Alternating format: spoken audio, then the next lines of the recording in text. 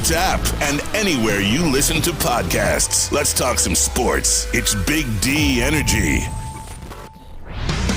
Welcome to Big D Energy here on the Woodward Sports Network. I am Jeffrey Iafrate, filling in for the real deal, Neil Rule, this week. And my partner in crime for the week, like always, is Darren McCarty, the man of the cannabis brand. How you doing, D-Mac? I'm good, Jeff. How are you? Good. I'm doing good good. To see you on this Tuesday, Hard Knocks Tuesday. Yes, You're fired up. How was that hit? Did you have your Fish rim protectors on? Fish, that was a beautiful tackle by Fish. He rapped. You can tell he's a rugby guy. Yeah, he is. He is. We broke the tape down after. If you hadn't seen the preview of the show today, we do a preview every day. You can catch probably between 10:30 and 10:45 consistently. Yep. But Fish's form was right in on point right there. We could tell he was up late. No, he was up late. Look at this. We got Fish. Throws a football in the studio. He's in here stirring it around. Look at that. It's football. Here you go, Jeff. Hard Knocks tonight. We're all excited. Hard Knocks tonight, preseason at the end of the week, and we're going to get into all of it. But before, I got to introduce my guys in the booth, as always. Spenny, Spend More Rex. How you doing? I'm doing good. Excited for Hard Knocks. Going down, me and Easy are going to go check it out at Royal Oak Imagine. Oh, that's going to be sweet. Launch party, yeah. That is excited tonight? For that. Yeah. Didn't even know that was happening. Yeah, neither did I. Easy texted me this morning, said he got tickets for somewhere. So, might be some players there, might be something going on. We don't know yet, but... Never know. Yeah, it's going to be cool. I might have to make an appearance. From the crib. Absolutely. And then, as always, handling the audio, our guy, the legend killer, Sam Flannel. How you doing, Sam? I'm great, man. I thought yesterday was a really, really good show with this lineup that I don't think we've ever done together, and I think we can have a whole week full of those shows. So let's do it. Let's get it going. I love that. You love that, but wait a sec. Sam. Wait a sec, kid. Comes with a caveat. That means that he is so prepared to kill somebody legend-wise today. So it'll wonder, but no, I agree. A lot of stuff we talked about yesterday, the excitement, obviously, tonight coming with Hard Knocks. And, yeah, I mean, that just goes for what you just said there, Spence. The fact goes to the buzz. Mm-hmm. Talking about the buzz. And, a lot of people say same old lines of the Kool-Aid and stuff like that, but I don't see it that way. No. Because I think it's tempered to we understand that there are going to be ups and downs, but the excitement, it's different. It's different. And if you're going to watch this at the movie theater, that's something. To be around other fans to get some of that juice, I'm all about it. Like, Sam, you're the legend killer. That's not against the trend of this beginning. To me, it's sort of like the precipice. And being there or watching this Hard Knocks show is we can go back to Fish and I were having a conversation about Claude Lemieux on March 26th and the relevance of it. You could, if this plays out the way that some of us think it is, that this Hard Knocks is the perfect time because you can go back. It's, the beginning, so to speak, the real beginning of this Detroit Lions organization's futility of coming out. So. Hopefully we see that. I mean, it's got a team full of a lot of great characters like Dan Campbell and Jamal Williams. This is also, what if the Lions look super competent as an organization on Hard Knocks? I think that's very possible. And if they can parlay this season into, winning, going to the playoffs, winning a division title, and maybe winning a playoff game within the next 3 or 4 years, this might be a launching pad moment as they were on Hard Knocks right after their 3-win season, and it all went up from there. It just dawned on me. As a Lions fan, right? Lions pride. I'm feeling it coming back, pride in this team. That hasn't been there, and it started with that. And I think you nailed it on the head because the organization, are we going to see? We're not embarrassed, right? We're not going to be embarrassed. We're going to, more people that we think we're going to show what we're all about. Yeah, it might not mean wins and losses, but I think you nailed it as far as that it's not done the same thing. And that starts in the organization. And with the cameras behind the scenes and everything like that, yeah, you're going to see the football plays and you're going to see the speeches and all this stuff, but you're going to see the machine, right? What's this new machine, or what's this machine that they've been telling us or that we hear? It's great. Because that's the one thing that we, as Lions fans, where we all, with the futility that's happened, we will be able to see it. So I think the excitement is also, too, is I want to put the eyeballs on it. We know from the past, all different Hard Knocks, what we've learned as you've watched individually, what different guys have meant, you bring up different guys, when you watch the Jets or the Browns and stuff like this, and there's always integral stories. But I think the real one behind the scenes, not just is of learning more of the players, but has it changed? And can I be proud? And I think that's why everybody's excited. Yeah, and Hard Knocks on top of everything. Like, we know this regime is different, and I feel like people, if you're still going to say SOL, like, the only reasoning I can think of that is you are just so scarred from the Lions' history and what you've went through. Watching Jamal Williams give that speech, like, what he said, too. Like, guys, we won 3 games last year. Like, it's time to be accountable. It's time to change this narrative. And seeing, like, things like that. I know it's Jamal. Other guys may have said similar things. I know Amon-Ra is certainly a leader as well. But that gives me hope, D-Mac. Well, you know why it does. And Dan Campbell nailed it on the head, if you heard, because of this. Because he comes from winning. Absolutely. In Green Bay. Now he's got a year here to be comfortable, and you've seen signs like this. But that's a guy who you can see the that's genuineness, right? But that's a guy that knows winning. He's been around winning, so these are the guys that you need to latch to because they know how to. And what I love is the guys that know winning, know fun. Right? Nobody has more fun than Jamal Williams out there, but no one works harder. So it's that expectation, and I think you're going to see that attitude more. And maybe his influence on this team is so much more culture and in the locker room than we'll see stats on the field. But you get the feels. If you haven't had a chance to watch the clip preview from Hard Knocks, you can see it, you can feel it, and that's one of the reasons that I'm excited to watch Hard Knocks. Yeah, absolutely. And I think another thing we have to at least talk about, and I know it's been rumored, it's recent news, Roquan Smith, linebacker out of Chicago, recently requested a trade. I know he's been trying to get an extension in Chicago. He wants to be there. This is a guy who's a former 8th overall pick in 2018 out of Georgia, had close to 100 solo tackles in every NFL season he's played. But you have to at least have the conversation. A weakness of the Detroit Lions is their linebacking core. And I just want to get into it before I explain the financial side of things. Just people's look opinions. At you in your little room. I'm look in the at chair. You little Neil Rule. It must be the chair, but I love it. No, I love the fact that, especially here, Big D Energy, is that, I'll give you the locker room mentality, the athlete mentality, and no matter who's sitting in that chair, I love the fact you delve into that. Roquan Smith, to me, Alabama out. I mean, always a guy that I've had my eye on. I'm a linebacker guy and stuff like this, and the only thing that immediately popped into my head is because it's in the division and it's Chicago, so there's no chance in ever getting a guy like that. But would I be out of line to say, and maybe I'll go to the legend killer here, would I be out of line to say that the production of a Roquan Smith, and if you put him in the Lions backfield and had to pay him the money that he was deserved, but that's paying money towards something that's not money well spent, right? Would you pay him what was did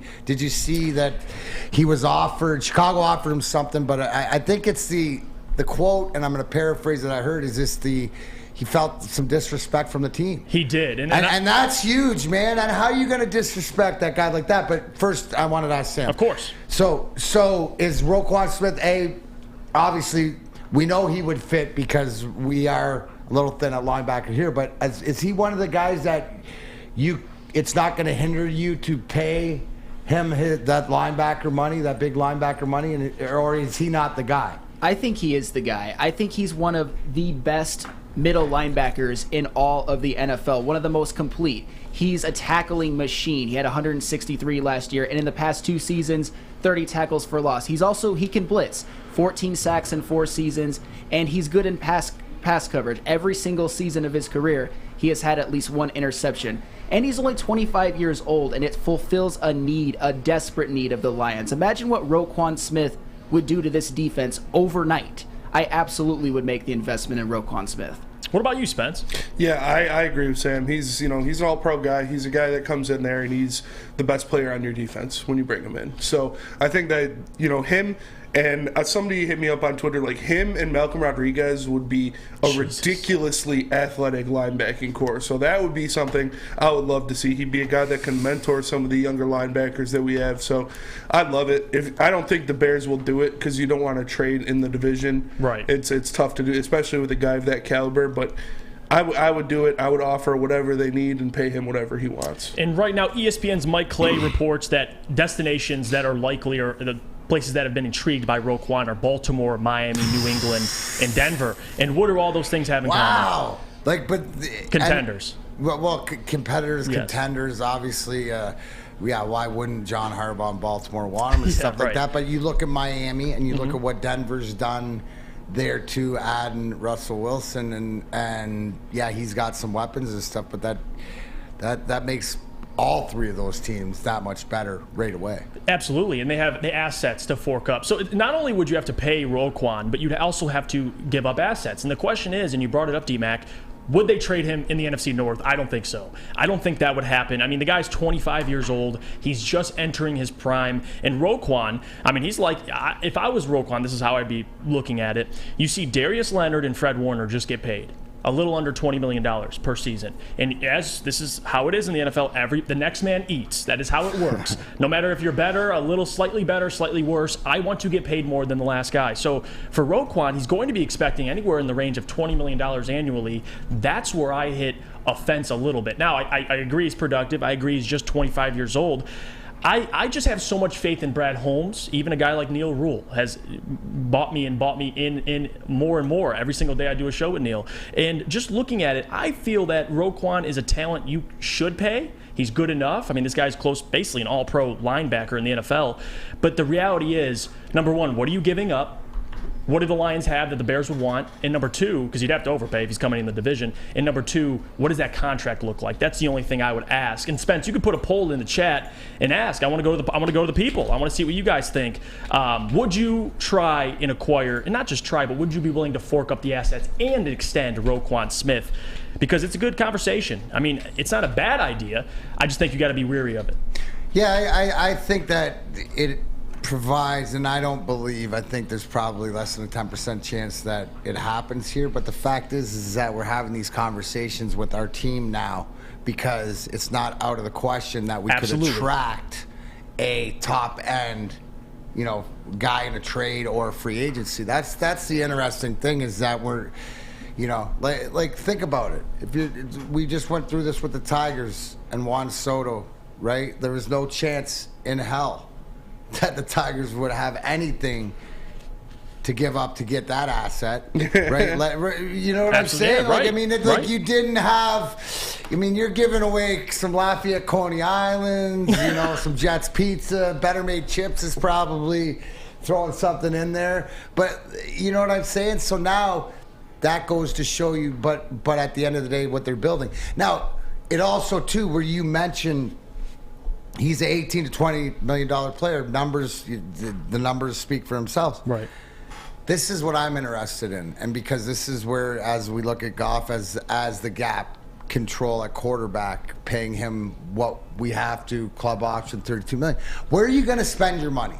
There you go. You got Holmes and we're going to see, because he hasn't decided yet. Is it on? And usually it's, what do we always say? The quarterback, the guy who gets him, and the guy who catches it. Right. That's where it's gone. So those three guys, but.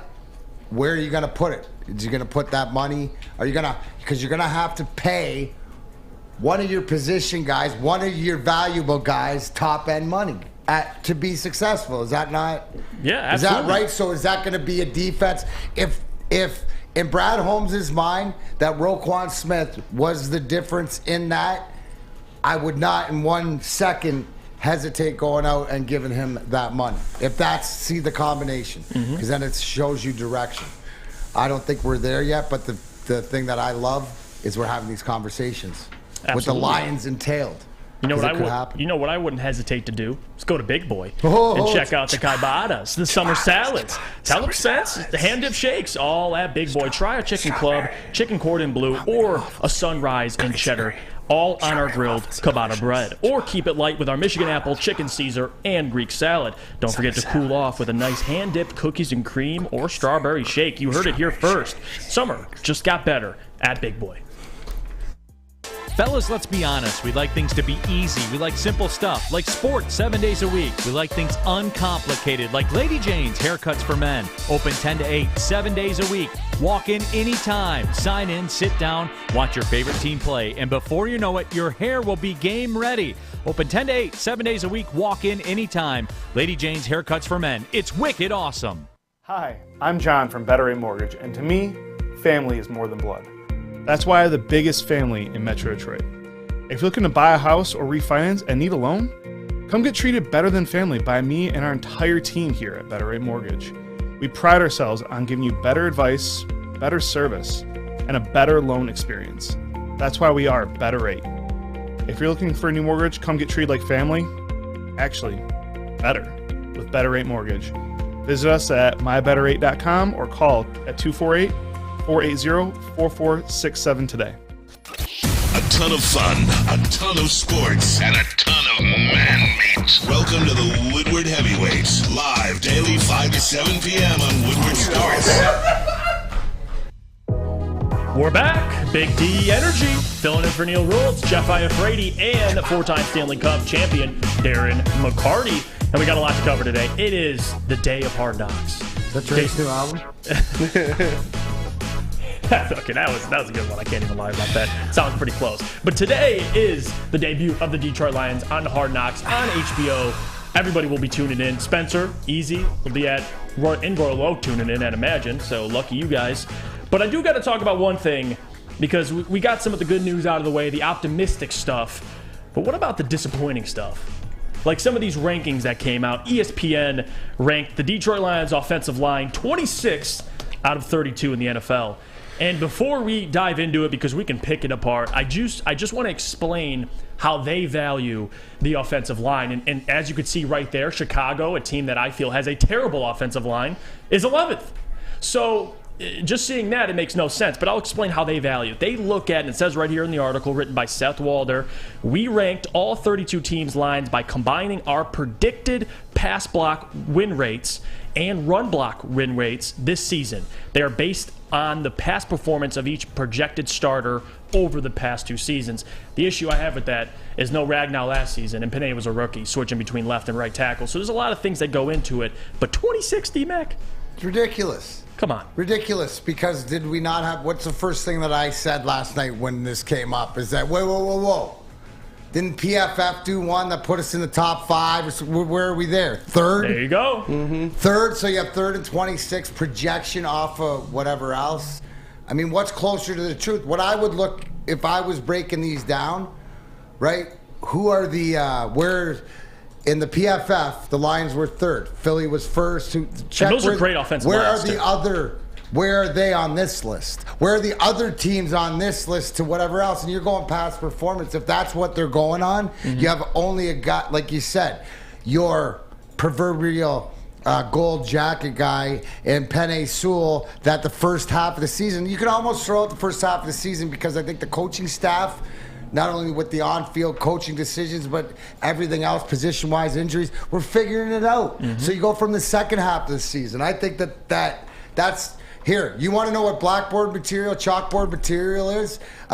If I'm an offensive lineman, I'm throwing that one. You don't throw the one where you're third. The one when you're third from PFF, throw it up. You go in. No.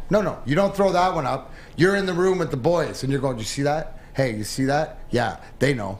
Now we got to produce this. This one's getting blown up, putting up there. What'd you say this guy's name is? Seth something? Yes, Seth Walder. Holy cow, Seth. Sorry, dude, but to your point, this is the greatest thing going on. I wonder, down the road, because with Hard Knocks and stuff like this, if this is sort of addressed. It seems out of whack. You explained that they had the criteria, so what? It's You're saying analytics. he's going to block him, and he's going to block him this year with this game and that? Blow it out your rear end.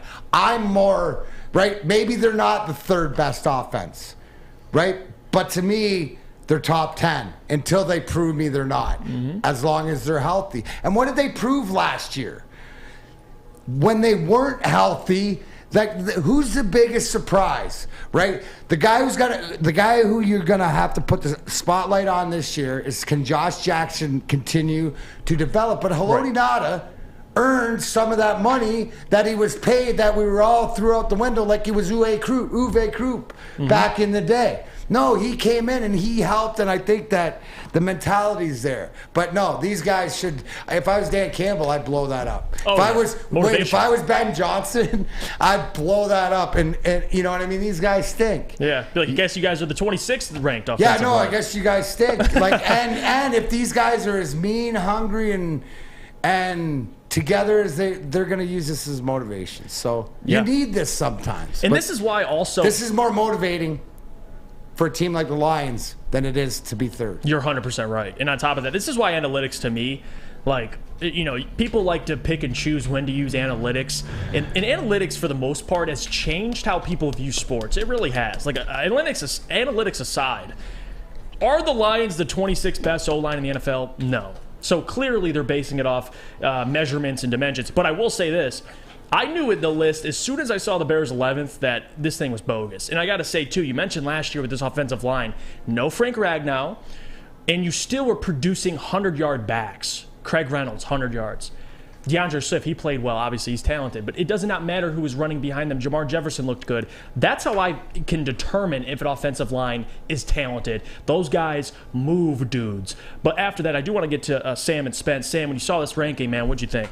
I mean, I was pretty shocked because I was the one who said that if everybody lives up to their potential, that the Lions could have the best offensive line in the NFL. And I think one of the things they're basing it off of is that the whole offensive line as a unit never played one game together. Frank Ragnow missed the last part of the season, and Taylor Decker, I think he came back in November. And Penei Sewell was kind of getting his rookie growing pains out of the way early on in the season. So they had some performances in some games that they probably didn't play very well and missed some blocks and, didn't do a great job protecting Jared Goff. But when you look at an offensive line or any position group or any sort of projection or prediction, it's what you think they will be if they are healthy. Frank Ragnow is one of the best centers in the NFL, maybe the best. Penei Sewell, I think he will take the next step on being a gold jacket guy and make the Pro Bowl. Taylor Decker is one of the stopgap offensive tackles in the NFL. He's maybe a step below a Pro Bowler. And Jonah Jackson, he's coming off of a Pro Bowl level season. And like you said, if an offensive line can get a 100-yard game out of Craig Netflix Reynolds, that alone is worth a bump up a couple of spots. Absolutely. What about you, Spence? Craig. Yeah, it's I'm with Sam. It's you look at what happened last year.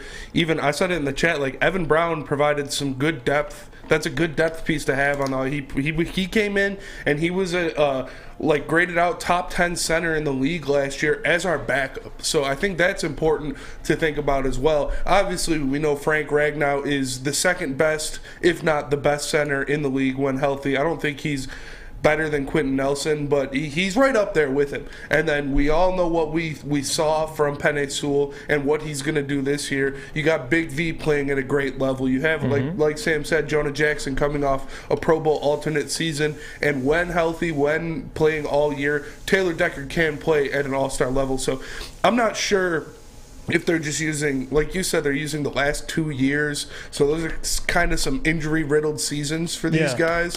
So they might not have the best stats. But if you look at these guys' stats, when they're all healthy, when they're all ready to go, then, it's hard for me to say put them in the 26th rank when these guys are all healthy. It's kind of weird. And Steve says in the chat, Fraley will remind them. So you're right, D-Mac. I feel like that's something Hank Fraley's going to do. And I feel like if this website... That's the whole thing. He's going to be... Motivation. Right? We mentioned this yesterday when we were talking about... I brought this up initially. The ex-player factor. Right? The guys that have played in this league, the guys that know what it takes, the guys who have been punched in the face, the guy, right? Especially Hank Fraley, who, phenomenal offensive guy. Is he a Hall of Famer? He was with the San Francisco good back offensive in the lineman, day. yeah. Right? One of the best. I mean, I know the name. There's a pride, right? And, not just to, mock off the Lions, but there is a certain pride. And you know what? It's the motivating factor. These guys don't need to be motivated. I saw this in the chat thread earlier, is that somebody had mentioned that coming out of inside of HBO and stuff is that this is the most energetic, excited, team that they filmed in Hard Knocks and everything. Yeah, because everybody's on the same page for a win-win. Not only the production, company and to do a great show, but this regime, and everybody wants to prove it. So the more that they're told what they're not, and they have to prove it, right? I mean, for argument's sake, they are the 26th worst. Show us. Right? For argument's sake. Because like Jamal Williams said, we're a 3-win team, right? They look better than that to me right now, but they still got to go out and win. But this is motivation. Right, you're a little the number 3 ranked PFF earlier on will sit you high in the hog a little bit, right? Like it's almost like they know. Now it's like what's this guy doing? This guy must be related to the legend killer Sam Flannel over at Woodward Sports. What's this guy's name? But yeah, Sam Wall, there's Sam Flannel. I mean, you got the Sam going on. You never know. But I do want to mention this too. Like, just a question. I mean, just to answer this simply, do you believe there are 25 better offensive lines in the Lions? No. I don't think so. He mentioned it. Jonah Jackson, a Pro Bowler last year at the right guard position, or left guard, excuse me. You have Frank Ragnow, who's consensus one of the best centers in the NFL. You have Penei Sewell, who will be one of the best left tackles, or right tackles, excuse me, in the NFL. And then you have Taylor Decker, who you could say is anywhere between top 10, maybe pushing top 15. I would argue top 10 left tackle in the NFL. So just those 4 guys alone, I mean, you could even keep Vaitai. Those you have a solid group of guys, and if you want to measure how they play individually, which it seems like this ranking did that, is pass win block, run block win rate, and pass block win rate. That is irrelevant. How do these guys play collectively? And last year they had a lot of success. Yes. Yeah, that's the success is what it's all about. It's how it's measured. And you know what? Here's a conversation, right? Let's shelve this one. Hey, put an asterisk behind it. And see how we feel after watching tonight, right? Do you see the mentality of a 26? Because that's what you're not gonna see the execution wins and losses, but it's the mentality. Because the things that I hear coming out of Allen Park, and Spenny, you were there, but all I hear is that the offensive line is destroying the defensive line. Like they are. You said they didn't play together, they haven't played together, but they have some sort of chemistry, and it's called mean.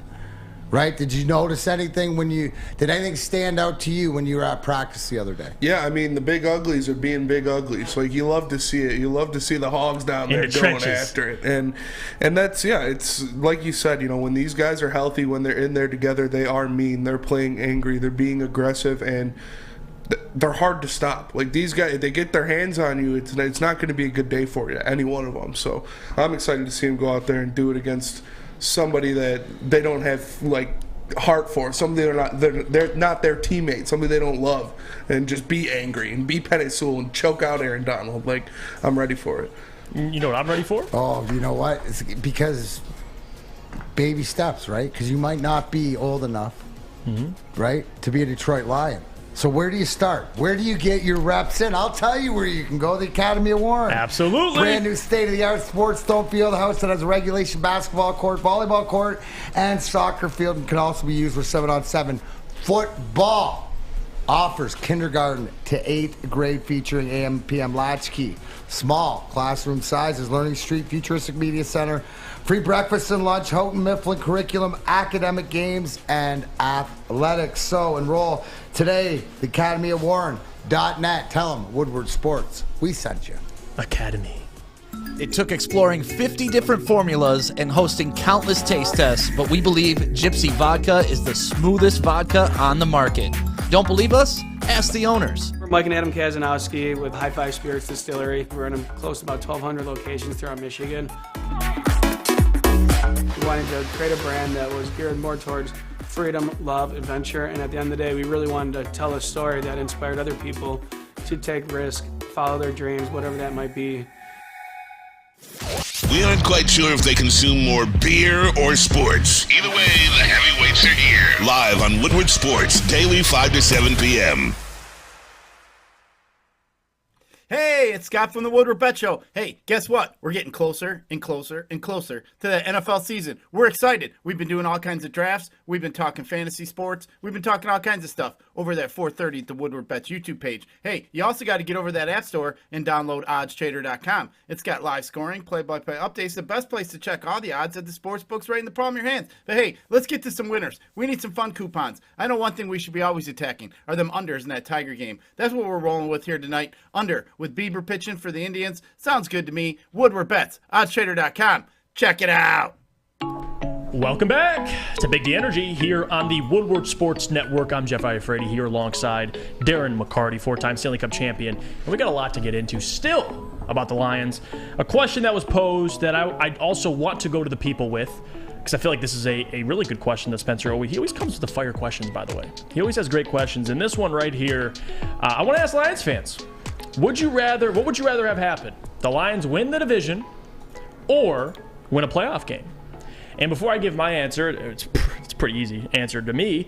I'm going to go around the room, and I'm going to start with you, D-Mac. Which one are you choosing as a Lions fan? I think it's I think number one, it's a playoff game. Absolutely. It's a playoff win, 100%. We got time to win divisions. I think it would be so much more detrimental to win a division and lose a playoff game. It would. Right? You know what I'm saying? As far as the psyche goes. So if we can sneak in, get in a game and win a game, I think that to me, you know, it is, you take either or, right? So it's like, oh, so you're saying you're going to make the playoffs but not win. Do you want to win the division? Well, of course. Right? You know what I mean? You'd want to build on that because that's 17 games and you can go back and you know you had something, right? But no, the playoff game's the next step. It's like Neil always says sitting in that chair is that Brad Holmes will be a guy that brings you your first, victory since 91. Yeah, no lies detected. And although winning the NFC North division sounds beautiful, it really does, it doesn't guarantee you get a bye anyway. So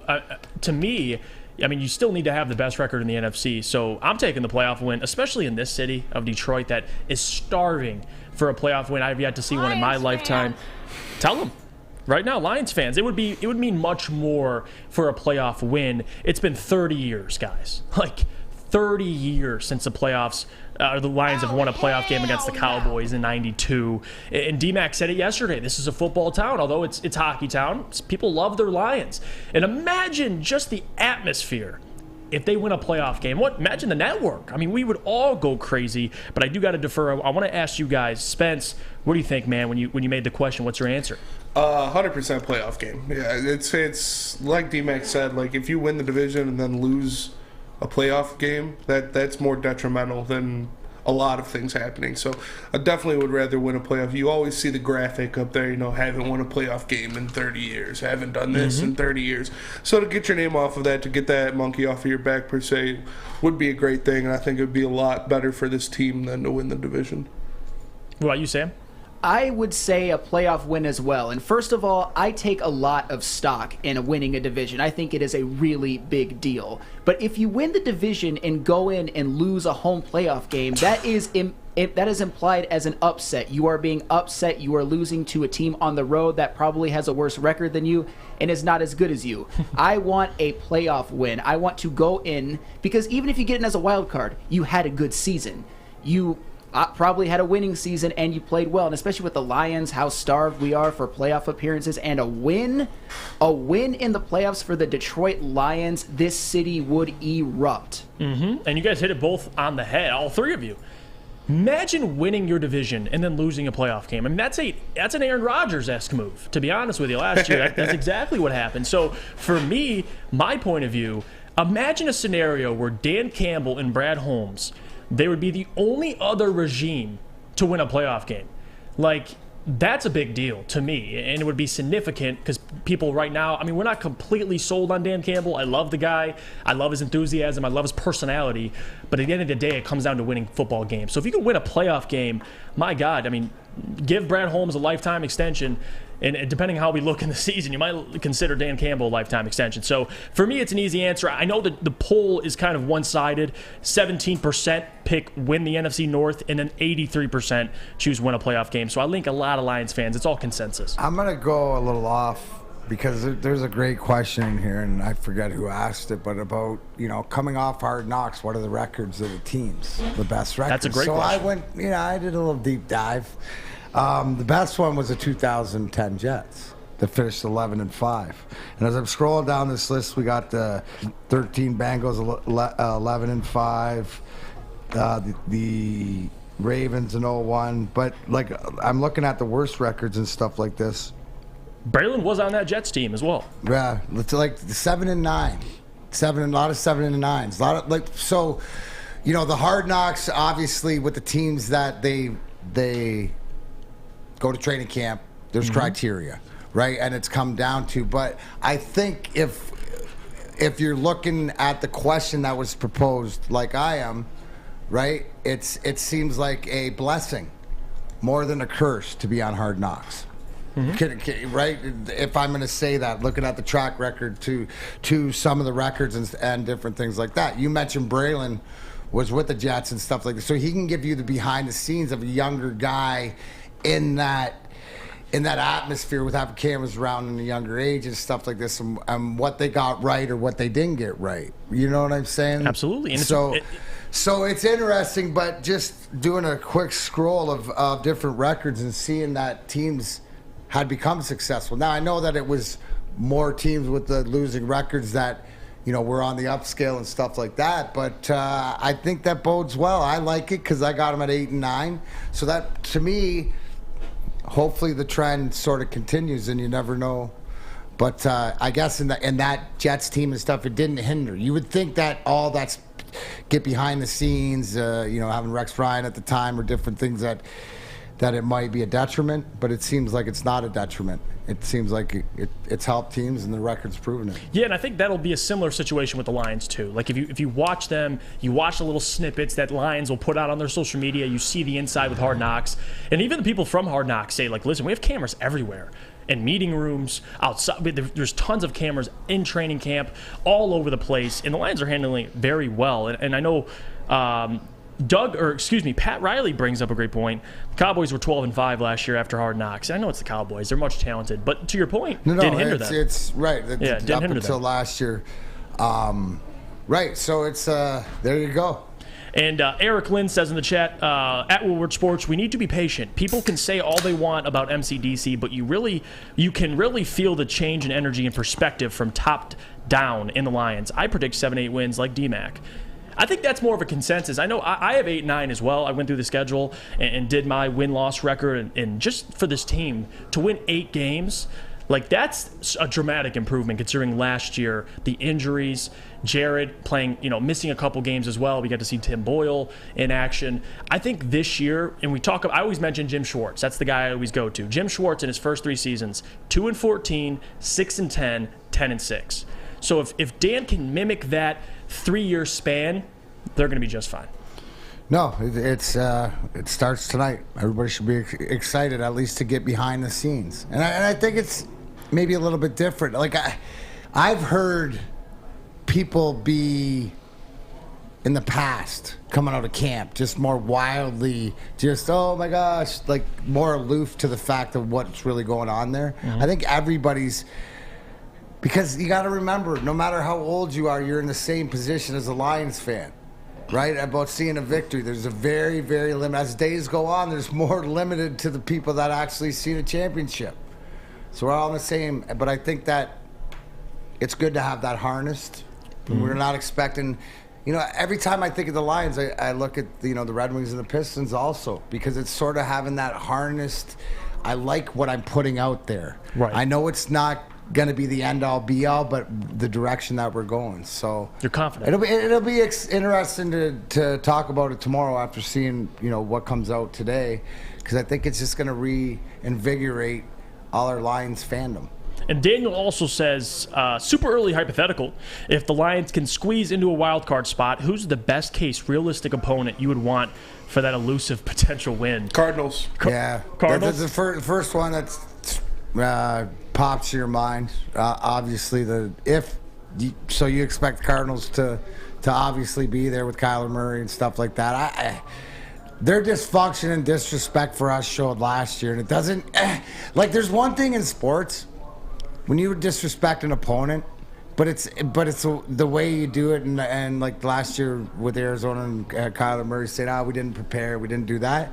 But it's also, it seems like they wouldn't change. They didn't learn anything. It's like, it's more of that arrogance. So you want to play a team that thinks they're better than they are, and that to me is Arizona. And another team that thinks they're better than they are would be Dallas, a team that beat us, or last time we beat them in 1992. So that would be my pick. Get some revenge. And I see some people. Think about that. It all comes full circle. 30 years. 30 years. No, think about that for a minute. Digest it. How many people? Hey, just for if you're young, if you were born after 1992, in the chat thread, just put it one letter or something like this. What I'm talking about is that's what I mean. We're all in the same position mostly as far as. I mean, we're just big. We're not even talking about championship. Anything. We just want a playoff win. We're talking about practice. Yeah. We got to win that playoff game. I think but you know what? At the end of the day, are we really going to argue who we have to play as long as we're getting in? Exactly. If the cards, fall where they may, then you might get it. And right now, update on the poll: 110 votes. 22% have win the NFC North. 78% win a playoff game. Are you guys surprised that 22% chose win the NFC North? Yeah, I am a little bit. Like, if you could guarantee a playoff win, why wouldn't you choose the playoff win? I mean, I guess it's like, I don't know. It's for cachet. It's a thing. North. We won the NFC North. They haven't done that in a long time. I don't think ever. I don't know. Maybe it's just like Big Ten titles. I don't know. Maybe maybe you take pride in those instead of winning. I do not know. Yeah, who knows? I'm Canadian. I don't know these things. But that's not winning. No, it's not winning. Titles isn't winning, trust me. Tell them, D-Mac, you know. Got a whole bunch of them. That ain't winning. At the end of the day, but we're getting there. Oh, by the way, before I forget, shout out to Jerry Beard. Happy birthday today, bud. Happy birthday. He's a guy that's going to be watching tonight, banging and cheering those Lions on. Big Detroit sports fan. Another birthday. Aiden Hutchinson. Yep. It is his birthday as well, so happy birthday to kidding? Aiden Hutchinson. Sam Flannel didn't let us know that right out of the gate when he first. Come on, Sam. That's your 11-sack guy. 12. 12. Oh, wow. Come on, man. God, dude. You know that he's next Sam, am I wrong? You said 12, correct? I did say 12. Next week it'll be 13. I know. No. You tried to get him at 14 and a half yesterday. He didn't hasn't take the wavered. bait. This guy hasn't wavered. No, he has not. So happy birthday to Hutchinson and a lot of other people. But yeah, I think just having this discussion though, and it even went up too. It's at 24%. So the more we talk about it, it keeps going up. I never will understand it, but what I will understand is Planet Fitness.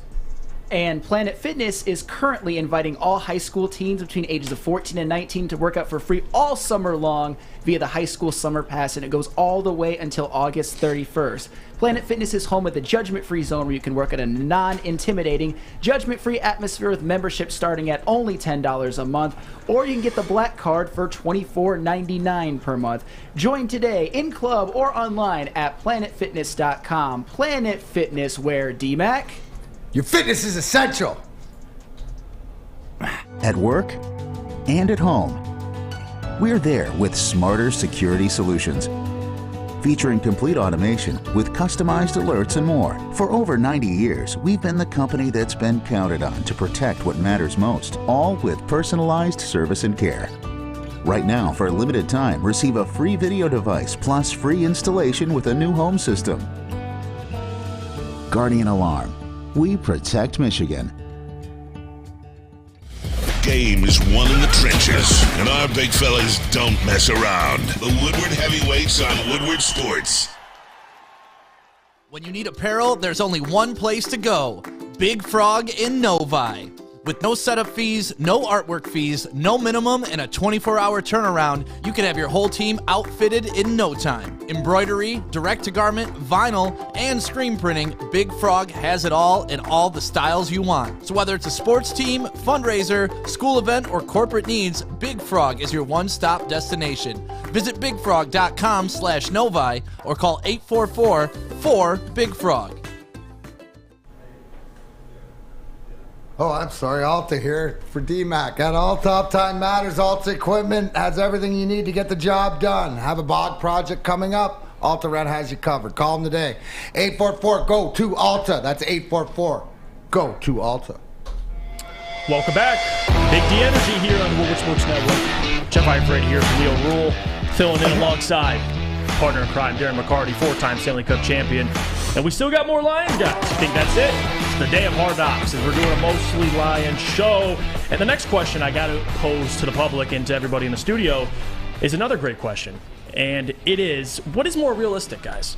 Aiden Hutchinson getting 11 sacks or Imani Oruwariye having 8 interceptions? Now, when I first read the question, I took it as kind of what we had yesterday, what's more vital to the team. But I'm going to take it how it's written, what's more realistic.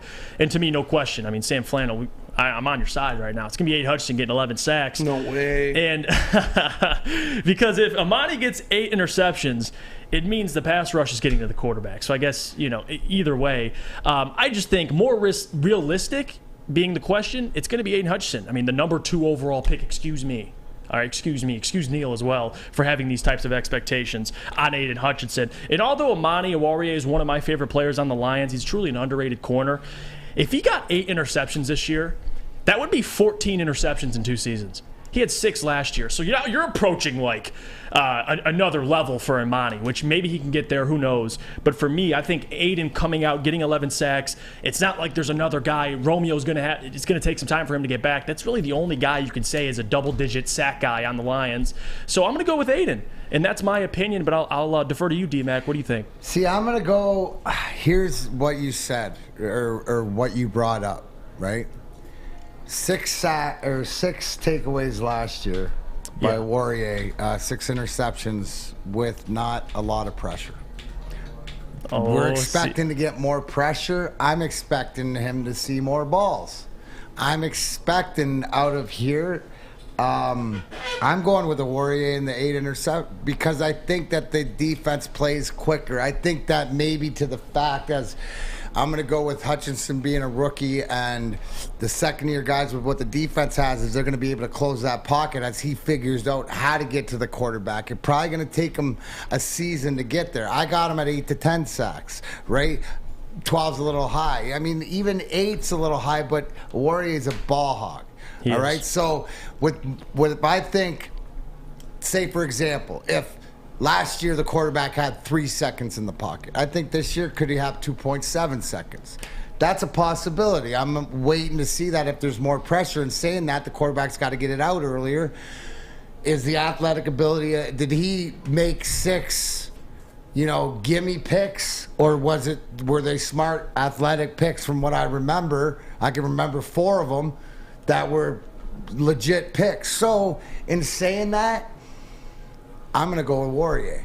And I'm going to say, in saying that also too, but what does that mean in order for him to get that, right? So how's he going to get 8 picks? With them, right, they're going to have to throw it his way. And how are you going to throw it his way? Right? Because the guy on the other side is doing his job too. So his 8 interceptions will be more, I look at it more of a team. Yeah. How the team plays together. Than it is more of the individual. Once Hutchinson figures it out, it's sort of, to me, it's on the level of once he figures it out that he's playing, what he can do, what works, what doesn't work. Because certain things will work against certain guys, and certain things won't work against everybody. So I just think maybe the history, but I'm going to go, and I'm going to just speculate it was the same thing as what my boy Spenny said, because of the way he reacted to your Hutchinson, but I'm going to go with the interceptions. That's my pick, but I think again, what I love is we're having these realistic, it's a good conversation, legit conversations, right? You've put both expectations of both players above the rim. Into my right, yes. You didn't say 8 sacks. You didn't say another 6 interceptions. Mm-hmm. You said who can do what a second overall is supposed to do. Who can do what a guy coming off of 6 picks can do. You're right. If he does that, then you legitimately, he's going to start getting looked at, right? Mm-hmm. But you're talking Pro Bowl right there, right? You're talking Pro Bowl, 8 interceptions, stuff like that. I mean, you're moving your conversation up there with some of the best in the league. So that's what I got. One thing I could say, just to push back, the one reason why I didn't go with Amani too is last year, well, the year prior to last year, he had 1 interception. So teams coming into last year didn't know Amani was that dude. Now you see he has 6 interceptions last year. I don't think teams are going to throw to him as much, considering Okudah and Will Harris are on the other side of the field. I would pick apart that side. Now, who knows? I mean, like you said, I agree with the pass rush point because, yes, with a better pass rush, Amani will be better. But it's a tough one to have. What about you, Sam? Well, this is easy for me. I know your answer. Aiden Hutchinson having 11 sacks, but I'm going to take it even deeper.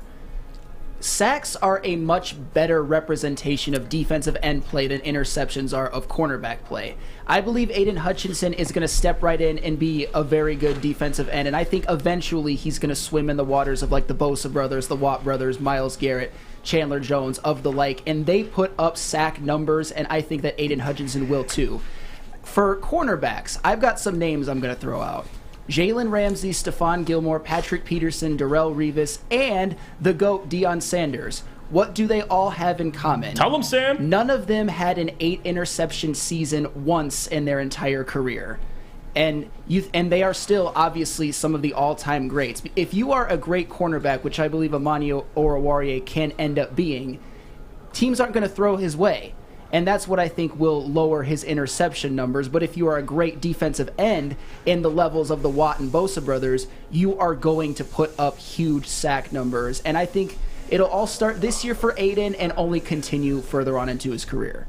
What about you, Spence? I mean, I'm all cool with Sam saying that Amani Oruwariye is as good as Deion Sanders. No, I'm just kidding. But it's a tough one. I did set them both higher than what I thought they would end up being. I wanted to push the bar up a little bit more. But I'm going with Amani because what he did last year, being in 14 games, having 6 interceptions with no pass rush is very impressive. Like, his leading sack guy was 7.5. Like, you have a pass rush now. You have a defense that's going to attack. It's going to cause the quarterback to get the ball out of his hands faster. And when he does that, the quarterback normally tends to throw the ball to guys that he's familiar with, his favorite guy on the team. His favorite guy on the team, his best guy on the team, is going to be getting guarded by Amani Oruwariye. So I expect him to make some plays on the ball, be in positions like we saw last year with his pick against the Cardinals, where he planned the route, he dived the route because it was happening so fast, dove in front of him, got the interception. I think he's going to have the opportunity to make a lot more instinctual plays like that, which will lead to interceptions. So I think I don't know if I'd hit either of them. Like, I don't think either of them will legitimately happen, but I think more realistically, Amani Oruwariye, because he showed us he can do it at that level, and I don't think he is feared yet like guys like Deion Sanders, Jalen Ramsey, and Patrick Peterson were. I think he's still going to get tested by quarterbacks in the NFL, and he's going to be able to get some interceptions. Here's the point, is that to your point, Sam, and to everything else, is that if he is this good, this might be, like, he's going to get thrown at because, like Spenny said, he's going to be covering the number one guy, quarterback's favorite target and stuff like this. But as you see is why don't they have it? Because they go away from it when they see it. I think you're right, Spence, is that he's on people's radar. They know, but I don't think it's the Detroit Lions defense. I don't think they have that respect yet. So you're going to throw some of the things, right? Immediately you game plan X's side of the field for Deion Sanders, and don't, like, you game plan. I don't think teams game plan away from our defense, so I think that early on. But if he's got a couple picks in the first few games and stuff like this, that whole tape comes on fast. And to your point, once Hutchinson figures it out, he'll be consistent 10 sack guy. Oh, yeah. It's just how long does it take him to figure it out? And Dad with Tourette's says in the chat, just 2 cornerbacks. I always love that. That's his username, by the way. I'm not calling him. He has Tourette's. Just 2 cornerbacks had 8 or more picks last season in the entire NFL. So certainly if Amani does this, and like Spence admitted, it's not like we're predicting he'll have 8 picks, but certainly he's going to get some interceptions this year. He's proven to be a playmaker. It's going to be good for the Lions. I mean, you're telling me you have a guy that can potentially get double-digit sacks and a guy you can get, even let's just say 5 to 6 interceptions this year. I mean, you have stars. You have guys you can build around. So it's certainly a good conversation. Well, you're having conversations of potential, on individual stats. And again, as the team gets big, we go back to all the different things we talk about, right? What's the push up front going to be like? You know, can we have the speed and the linebackers to cover? What's going on the one side of the field? Where's Akuda going to play? Is he, you know, there's so many of these questions. The best part is the closer we get, you know, and you love it along the way. Usually you got to wait, you know, you got to make an appearance at training camp just to see something, or you got to watch this clip here, watch this clip here. We're fortunate this year, and it's the perfect storm to have this Hard Knocks because the conversation we'll have tomorrow. Remember these conversations and these questions that we're asking. Does your opinion change after watching, you know, this episode, the next episode? Do you see something that might change your mind? At the end of the day, right? These are great conversations to have because we're not, and Sam will always legend kill and bring up the facts that, oh, this Hall of Famer's never done it, so, which is good. Yeah. Right? But the conversation is we have talented guys. We have guys, we have athletes, we have football players. We have guys we have expectations out of, not just to fill space. That's where it starts. That's the culture that's starting to get built. So, slowly but sure. But then again, we got to be patient because there's going to be some growing pains. No doubt about it. But you know what we also have expectations for is the delicious mulligan from Gypsy Vodka, because the official drink of the summer is here. The mulligan made with Gypsy Vodka.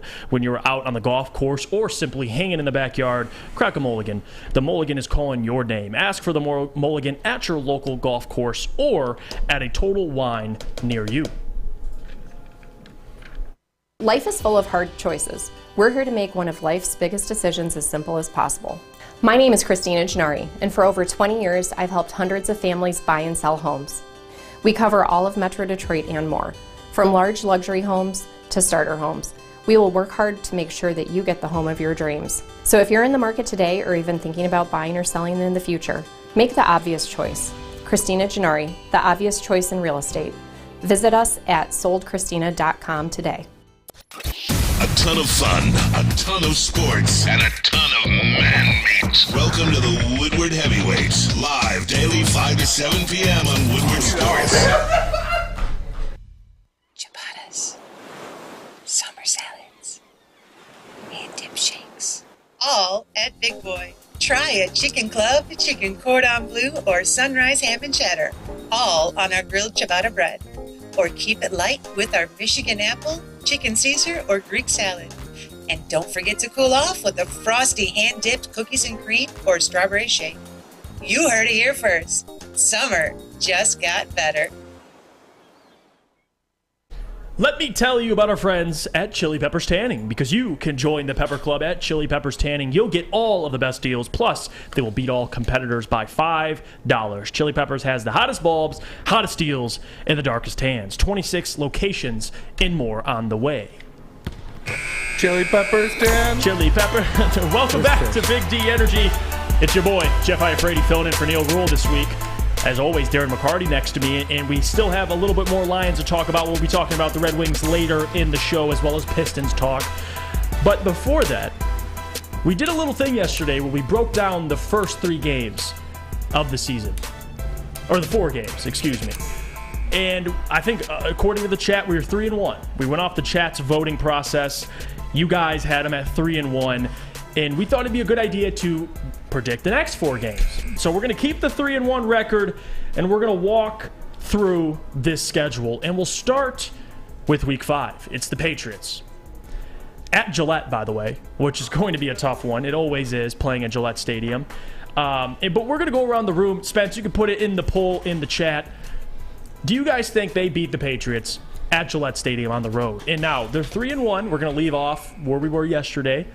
You're feeling good, and you face a real test, the Patriots. And I like, you could say what you want about Mac Jones. Matt Patricia will be calling plays, which that's a whole nother conversation. But before I give my answer, as always, I got to defer to my guy, D-Mac. D-Mac, Patriots at Gillette. What are you feeling? You know, like this is already marked asterisk to whatever, because it's so much more personal, right? And it's about, I'm going to put myself in Dan Campbell's brain just because I think we have some similar mentality. But this is sort of where you can go in and sort of punch Patricia in the face for what he did to the organization, and sort of get back a little bit for Sheila, right, who didn't have a choice or whatever it is. So this is going to be more personal. Now, at this young point, does the experience and the Bill Belichick take over the youth, and are you going to use it to disadvantage? I mean, guys are more emotional, more penalties and stuff like that. Who knows? But this one is going to be one of those ones that you want to win so bad that probably doesn't happen, right? Tough. I mean, it's Bill Belichick at Gillette. It's Belichick at Gillette. I like our fighting chances, but I got to give an L there. Yeah, it's not like they're this explosive offense. It's just how they play. Like, the Patriots don't make mistakes, number one. And if you have a guy like Mac Jones going into his second year, last year I think he showed flashes.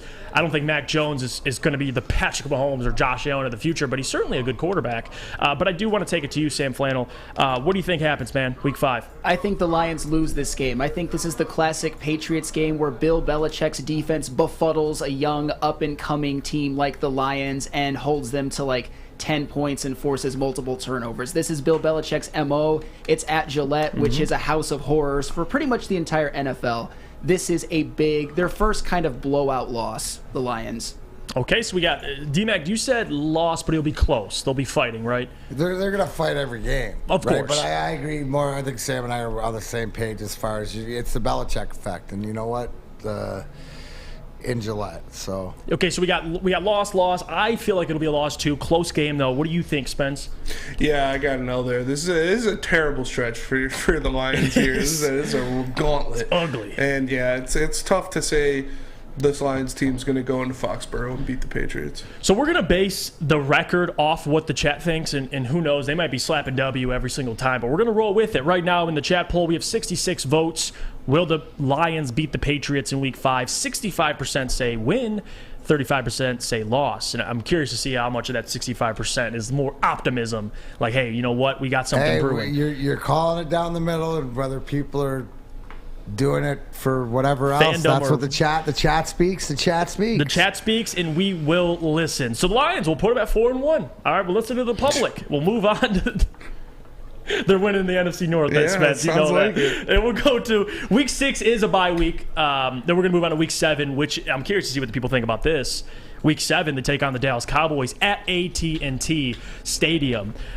For me, this is a loss, but I'm just going to get that out of the way just because I feel like the Cowboys, and I'm not a Mike McCarthy guy. I have tons of questions about Mike McCarthy, but you can't deny Dak Prescott and company. I know they got rid of Amari Cooper, but CeeDee Lamb, that Amani Oruwariye on CeeDee Lamb matchup is what I'm going to be paying attention to. But what about you, D-Mac? Dallas Cowboys, Week 7? You know what? Off the bye, going in there. I don't trust Dallas. I don't like Dallas. I'm going with the win. Oh, I like it. I'm going with the win off the bye, regroup after probably maybe a tough loss.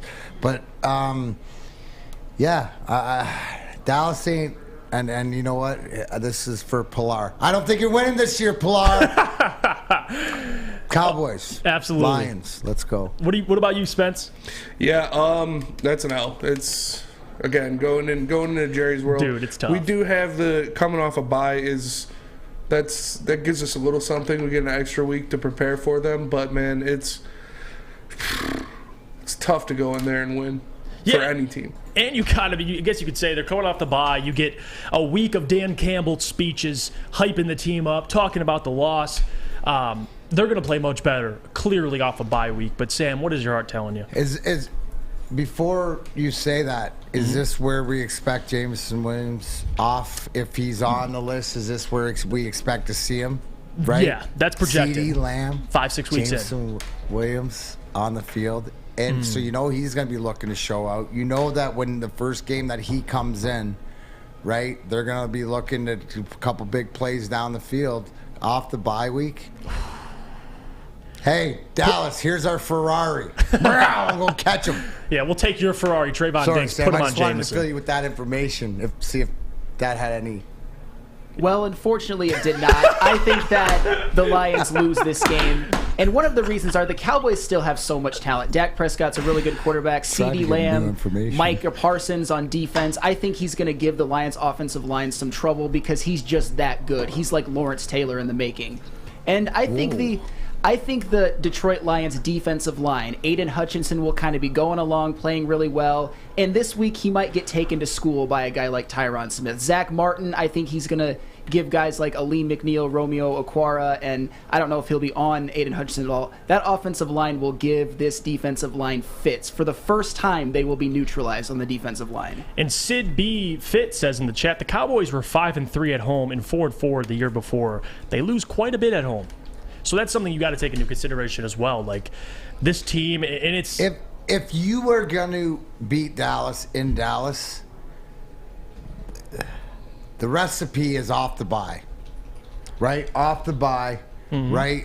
Like I like where our spot is playing Dallas out of any of these 4-game stretches here. Right, this is the game to me that you have the best opportunity to win because you could get Williams back. Because everything Sam says, yeah, it could be, but I like exactly. To me, Dallas doesn't do it for me. Like it's not a gimme at home, even though they're at that stadium. And people are dropping some dimes in the chat. GW the Kid says, what Dallas DBs are going to cover Jamu, Chark, and St. Brown? Like, I mean, Trayvon Diggs, the guy who had a double-digit interceptions, can't cover anything. So that's something to consider as well.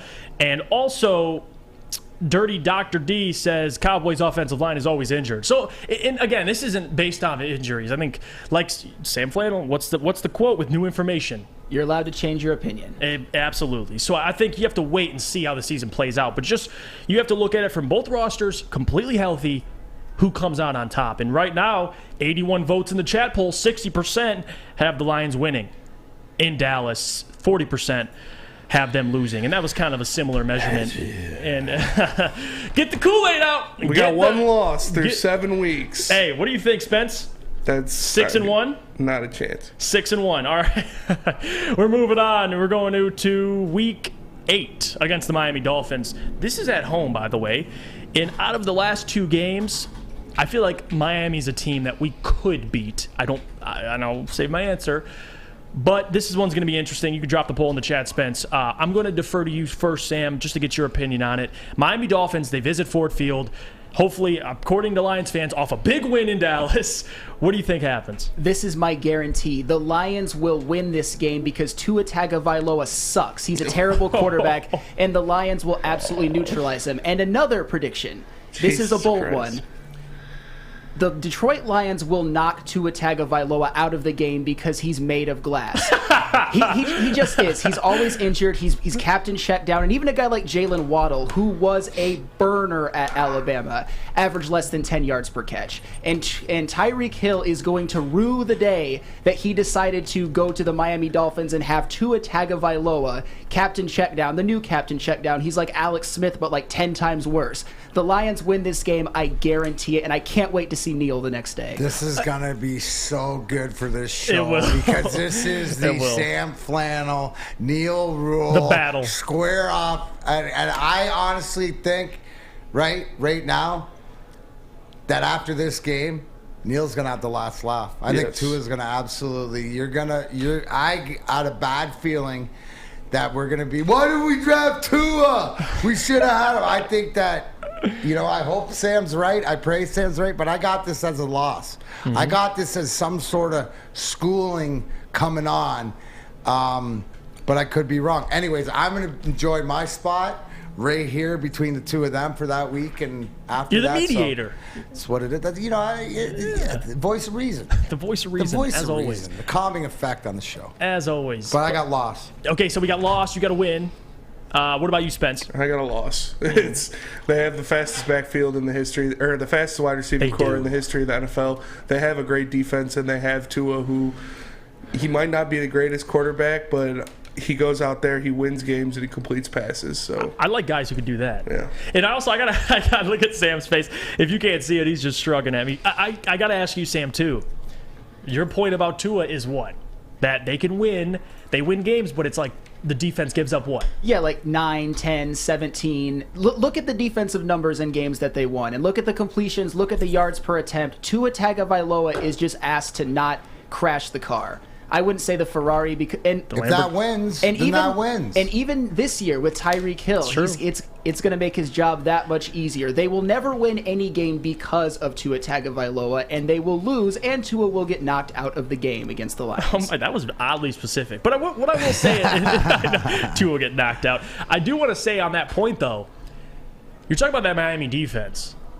Like, that could be an issue. Like, that's something the Lions, we don't have a defense as comparable to the Miami Dolphins. So facing the Dolphins, not only are you taking on what they bring offensively, like Spence hit on with that wide receiver core, but also you get that defense. And that's a leap of faith for me. But I appreciate it, though. Yes, here's the thing, right?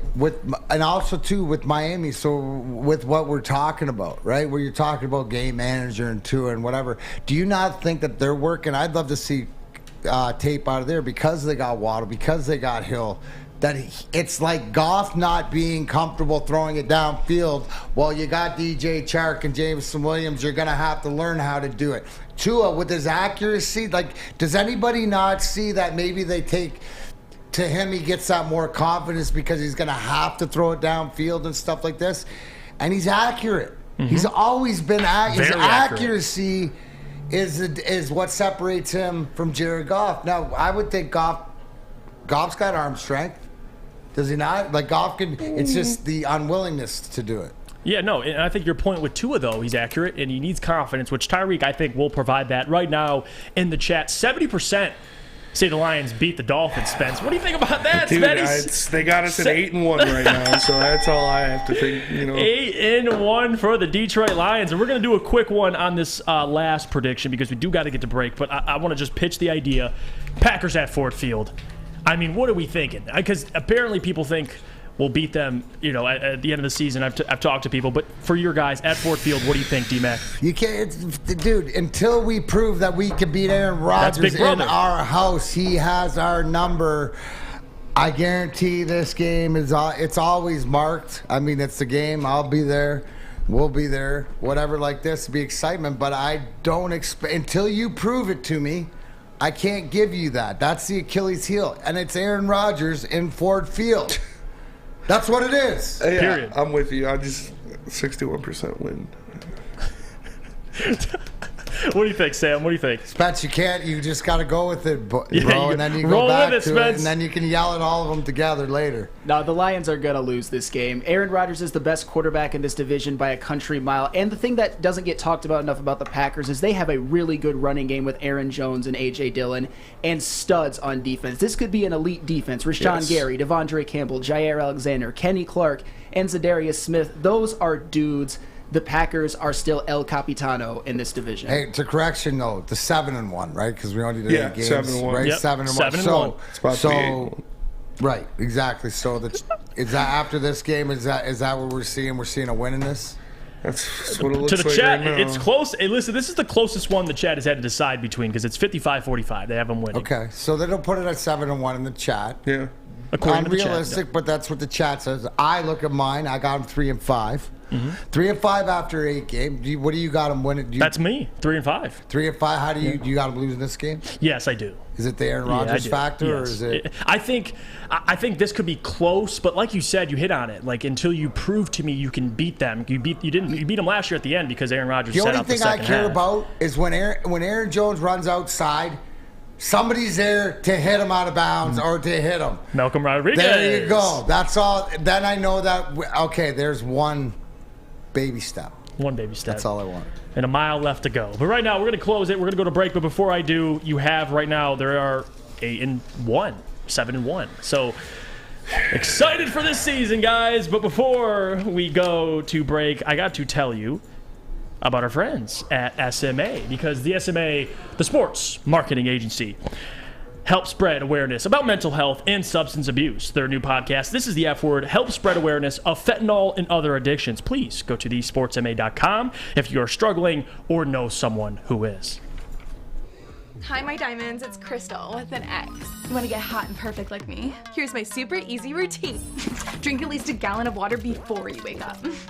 Attach a weight to everything in your house. Hello? Sell your car and just sprint everywhere. Scream when you exhale. Don't follow Crystal with an X. Do your own thing at Planet Fitness with tons of equipment and free fitness training in our clean and spacious clubs. Join now for just $10 a month and cancel anytime. We aren't quite sure if they consume more beer or sports. Either way, the heavyweights are here. Live on Woodward Sports, daily 5 to 7 p.m. Detroit's downtown summer playground is back. Open all summer long, the Monroe Street Midway. Enjoy roller skating, free Wi-Fi, food trucks, art installations, and so much more. Don't forget to take advantage of the basketball court, putt-putt, and, of course, family programming all summer long.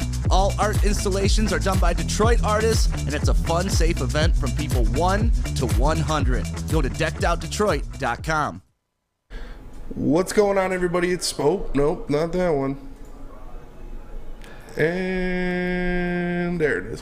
What's going on, everybody? It's Spencer for the Foaling Warehouse in Hamtramck. You know it, you've heard of it. It's the home of the original football bowling pin game called Foaling. Multiple different ways you can play. They have $12 open unlimited play. You can stay there open until close and have a good time. They also have private lane reservation, $120, 10 to 12 people. You get your own lane. You can bring in any type of food you want. And if you get thirsty, they have a $2 mystery beer vending machine where you pop in $2, pops you out a good beer. No hassle, no fuss needed. If you know what you want and want to make a decision, they have multiple fully loaded bars for you to choose from. So come on down to Hamtramck and check them out at the Foaling Warehouse, or visit them online at foalingwarehouse.com. Again, that is foalingwarehouse.com. We're back. Big D Energy, Jeff Iafrate and Darren McCarty in the flesh.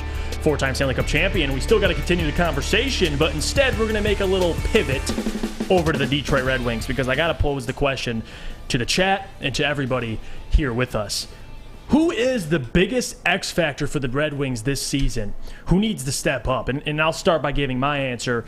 To me, it's Vrana, because this is a guy that we talk about who can get you 40 goals a season. And last year he got 13, I believe, goals. Yeah, he had 19 points in 26 games. So if you do the math, the guy's pretty close to what we project him to be at. So for me, if you drop Vrana on this team after all the free agency moves they made, that would be my X factor. Another one I would bring up would be Andrew Kopp, because of what Steve Yzerman mentioned in the sit down with Daniela Bruce, which is depth. And he brings depth. He brings versatility. A guy who can play multiple positions. He could be a forward. He could be a centerman. A guy that we needed desperately for the Detroit Red Wings. But I do want to defer to the expert, Darren McCarty, the 4-time Stanley Cup champion. I want to ask you, Darren, who's the X factor this year if the Red Wings want to have some success? Well, here it is, and this is a little bit different approach, because the first one that came to my mind is, offensively, Vrana hit 40 goals, being healthy. That's sort of your X factor up front. You need the consistency of Raymond to develop 25, 30 goals. Bertuzzi, Larkin to continue pointing game. Fine. The big question here, and this is a team, and it's the team defense, the team goals against. Last year they gave up 312 goals. Jesus. 30th out of 32 teams. If you can cut that down to 250, right, you're a playoff team, right? It's so that starts in net. So who are the most important? It's the combination of Nedeljkovic and Husso, the last line of defense. Derek Lalonde came out in his press conference and said what he learned in building a team is you build it goaltender out. So the defense of this team, and that's team defense. So this goes upon every one of them, from penalty killing to face-offs to all this different things. What I'll be looking at is the team goals against. Last year, you mentioned it all the time. You give up 3 goals in the third period 15 times. Like Gentry mentioned yesterday. You're not going to win. Right. You're not going to win anything. So the goal, that's where it starts. If you can take care of the goals against, the offensive talent has been added to be able to improve upon being 25th out of 32 teams for your goals for. I'm not worried about that. It's always defense wins championships. Let's cut it down. Let's be a team that gives up 2 to 3 goals a game. If that in that range, 2.5 goals a game. right? Then you're talking. Then you have the ability, right, to be a playoff team. But that's where it starts. It's not the shootouts. It's not this. It's not putting the puck in the net. I think we have the offensive talent there to score with other teams in this league, right? It's the efficiency. So to me, I'm just gonna start. I'm gonna go goaltending, goals against. Nedeljkovic and Husso have to be top 10 in the league. And the chat seems to agree with you. Casey says Husso, and that guy 62 says Husso turning heads this season at goalie, calling it.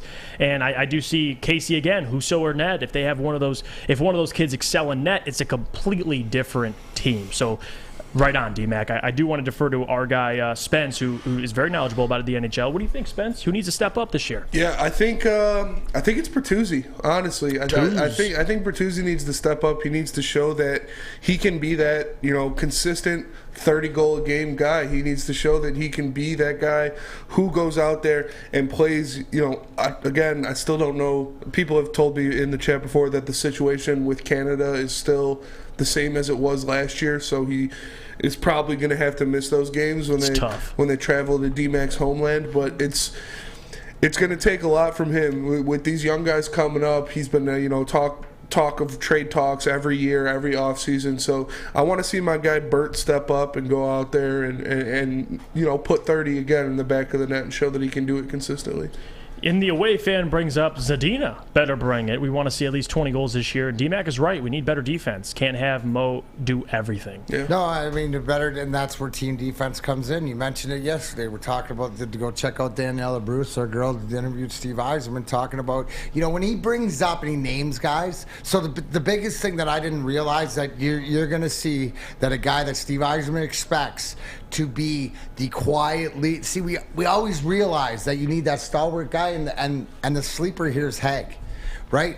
Haig, when Stevie specifically says he's a guy that's the defensive, sort of a defensive defenseman, physical guy, big guy, out of Philadelphia, been traded around because usefulness. Stevie doesn't talk about guys' names unless he has his expectations. And it's a guy like that can solidify, just blocking shots on the PK, doing things like that. Ben Schrott's another guy. Oli Mata's another guy. These are three guys, NHL quality guys that are specialists in killing penalties and being defensive stalwarts. That's going to help your goaltending out. So to me, it works through your defense, works through your goaltending and your defensive special. And I haven't even mentioned Mo Sider and stuff like this. Who is your alpha back there, right? But it's the committee of team defense, and then that equates to offense, because once you solidify that, right, as offensive as our teams were,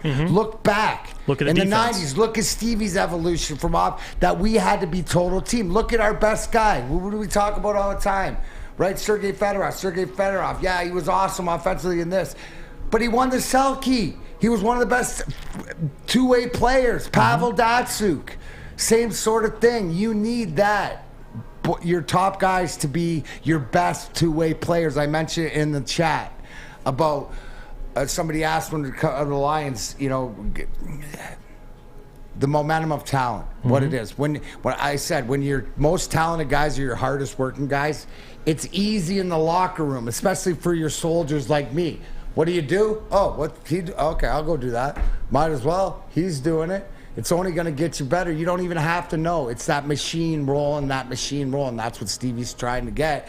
And you can start to see the pieces come in place. These are legitimate NHL guys. Yeah. Legitimate NHL guys question. that will help your team. And what are they going to help it do? Keep the puck out of the net. Yeah, that's where it's the most important. You're not gonna. I don't care what it is. And that's what Gentry came in here yesterday. We had Michael Gentry on, our guy who covers the Red Wings for the Woodward Sports, and that was one thing he talked about is the consistency in net. Like he talked about it last year. There'd be games where, and you mentioned it, third period, 3 goals, or start off 3 goals. Like there's never that consistency. Look at the embarrassment of letting Toronto come into your rink and just you got them by 2 goals. I was at that game a bunch of times, too. 3 goals in the third, and they just walk you like a dog. Like you should be friggin' embarrassed. Right? Like that's the embarrassing thing. The thing with here's the thing. Zadina is now a caveat, right?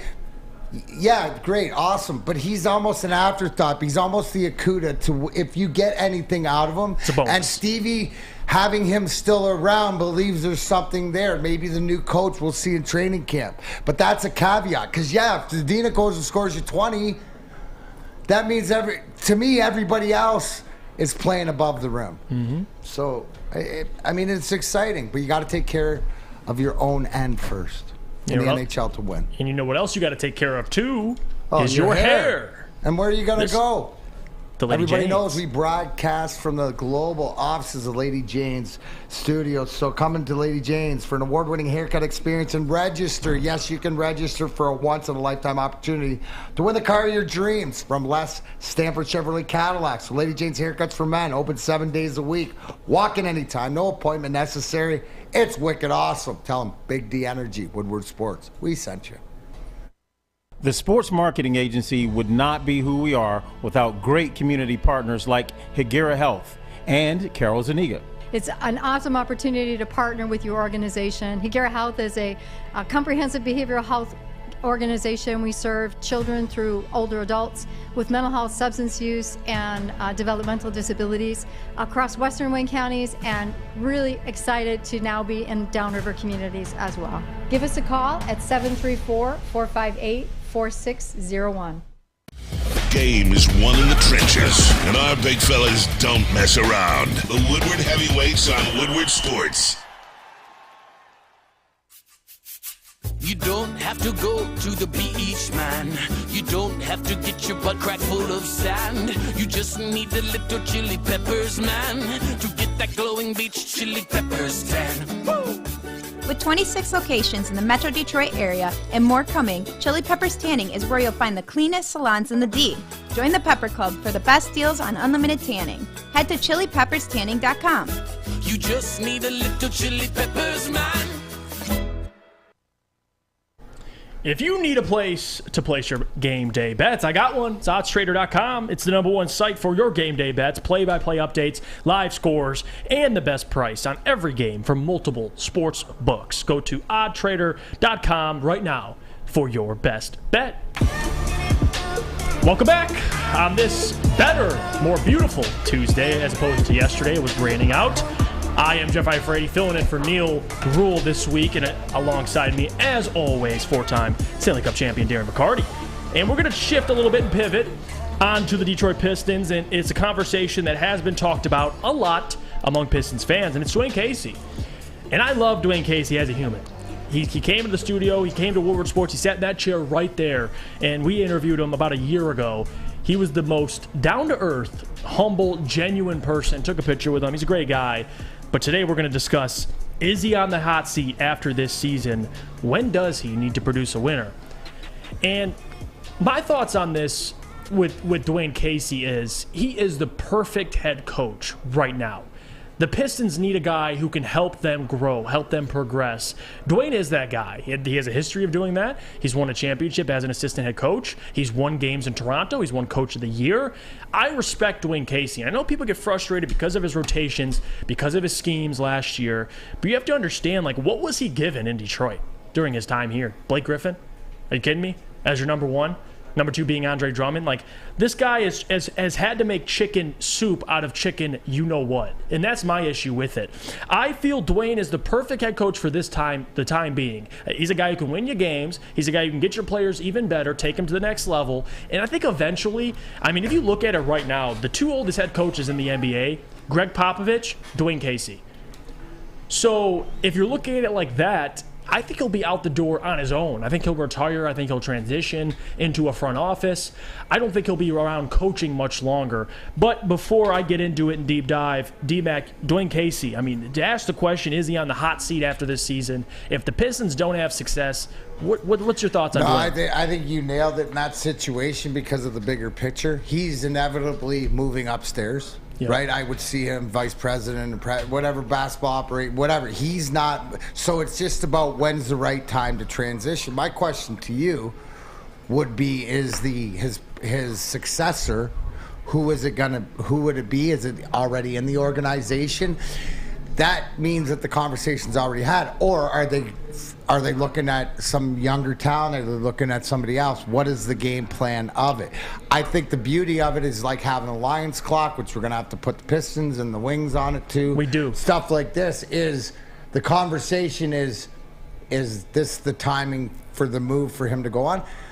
As a Pistons fan and what Dwayne Casey's done there, you want him in your organization. He just brings, like you said about the human being factor, but these are sort of his boys, his kids. I look at it more as Dwayne Casey looks at it like I looked at winning the Cup in 2008, or what were you going to be able to leave, when I played in Grand Rapids and being around some of the younger guys, the Darren Helms, the Abdulkaders, the Jimmy Howards, guys like that. Is you want to leave this impression? Because I think that the writing's on the wall is that whether it's this year or next year, but the plan's sort of in place. And then this all goes to setting up your culture. Mm-hmm. It's the same thing with Steve Yzerman, what he did. It's all the timing. So I would say the conversation is, who would you expect?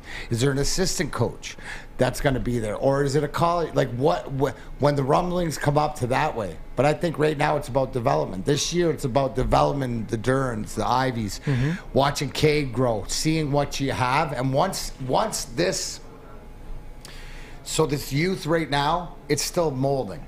Casey's the one you want to mold and practice. You want to mold with work ethic. You want to mold that. When it's ready to pass it on to this team is ready to make that next step, to be a legitimate playoff contender and yet vie for the conference championship or be the team in the East where we look at it in 2 years, 3 years, 4 years, like this is the team, our team, that's when I think the transition goes. So I think it's more of a organization, and that's what really good organizations do. Yeah. So is the next coach of the Pistons? My question here's easy: is the next coach of the Pistons?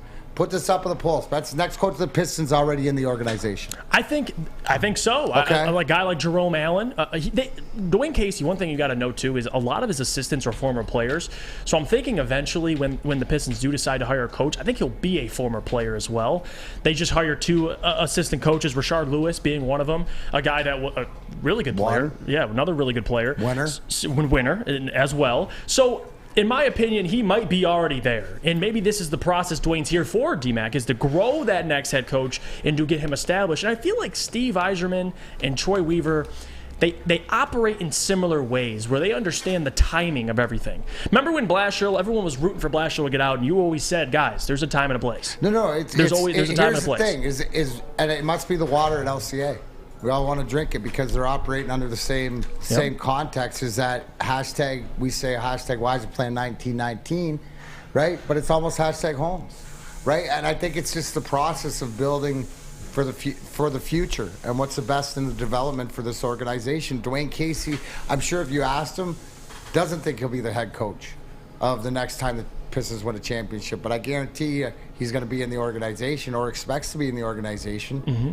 So I think it's a good thing because this is what really good teams do, right? Really good teams do this. Prepare. Don't get caught in the wind, right? Steve, what did I say all along? Jeff Blash will be. If it's a detriment to the team to the end of the season, he'll be gone. But if not, wait till the end of the season. And when did it happen? The day after the end of the season. I think that the Pistons and Wings to what you're saying operate in the same sort of context. And I think people bring up, and this is one of my fantasy dreams I gotta express, I gotta tell the public, I want nothing more than Chauncey Billups to be the next head coach. I mean, this is the guy I want so bad. I've said this even before he went to Portland.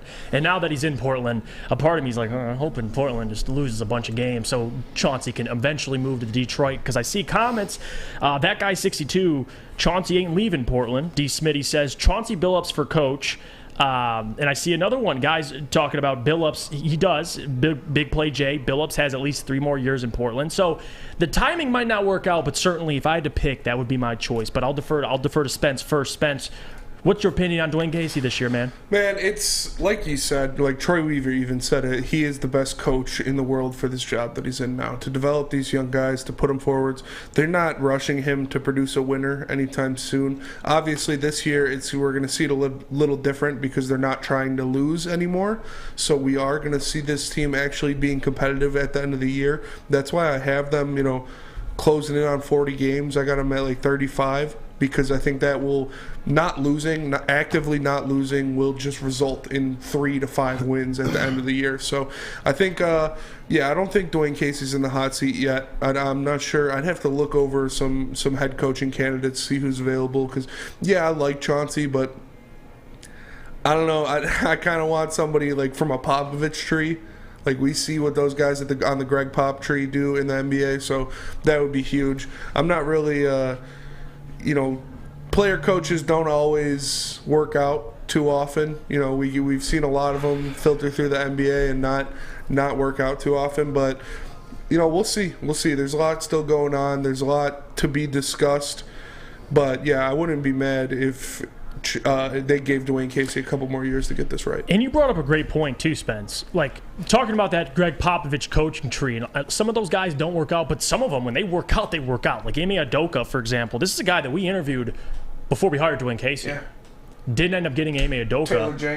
Taylor Jenkins is another one. Mike Budenholzer. Yep. Keep them coming. I mean, there's a ton of guys that have come from successful organizations that went on to be good head coaches. But Sam, I want to get your opinion as well, man. What's your thoughts on Dwayne Casey after this year? So the only way that I think Dwayne Casey will be on the hot seat is if the Pistons just go in the tank, have a similar record to last year, and key players don't develop. I think he is the perfect coach for this team, alongside Troy Weaver, who is putting together a young core with players who I think a lot of players are going to step up and have big seasons. And for me, I'll be honest, I think that Dwayne Casey can be a championship-level coach, maybe not for this team. And this is kind of like a heart over head thing because it kind of bothers me with what happened to him in Toronto. Mm-hmm. I'm not saying he didn't deserve to get fired, but he was coach of the year, and Nick Nurse got to inherit a team that had Kawhi instead of DeMar DeRozan. It was just a trade.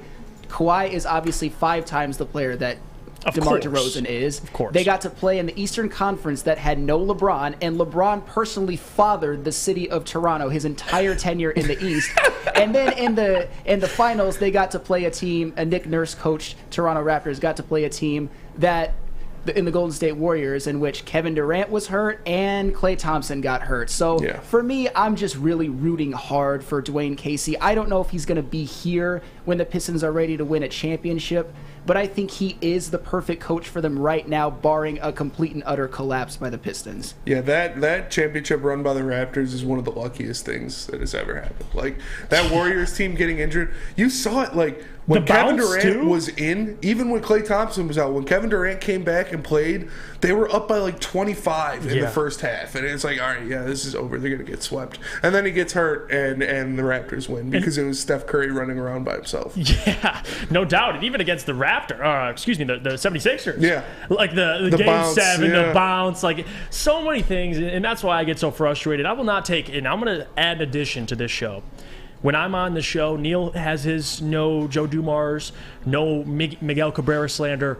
I'm not here for the Dwayne Casey slander. I respect Dwayne as a human being. Now, if you want to have a conversation about him moving on from coaching, who would the Pistons bring in, then I'm completely okay to have that conversation. I see people in the chat, and this is your guy, Sam Flannel. Motor City Madman says Juwan Howard, next Pistons head coach. Oh man, he's not living Michigan. He's not living Michigan. Juwan Howard has it made. He can have a terrible season like last year, and they luck out and have a Sweet 16 appearance, and everybody acts like Juwan Howard is like the best coach at Michigan since John Beilein, even though he's nowhere near John Beilein as of yet. Juwan Howard is a made man. They could make the NIT next year, and nobody would be calling for his head. Oh yeah, you're absolutely right. But no doubt. But you know what else I got to tell you about? Speaking of the Pistons, I got a drink you can have while you're watching the Pistons at LCA, and that's Cintron, because Cintron is the official energy drink of the Red Wings. Cintron has combined all 3 of their delicious flavors into one limited edition 6-pack sampler box. Try Cintron's great tasting cranberry, classic,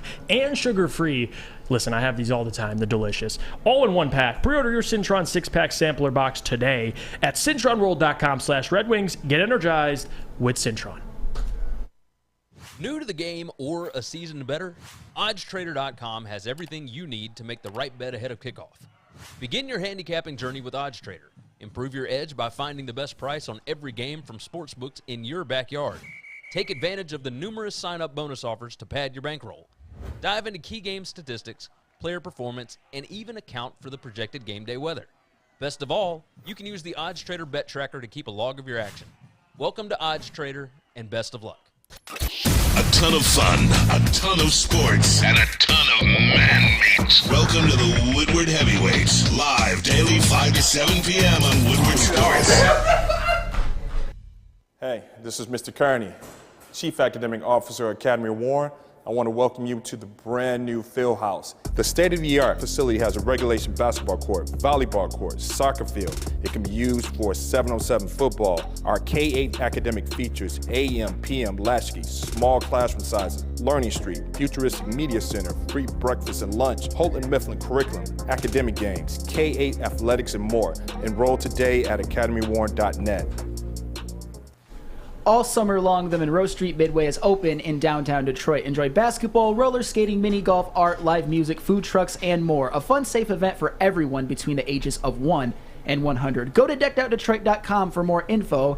That is deckedoutdetroit.com.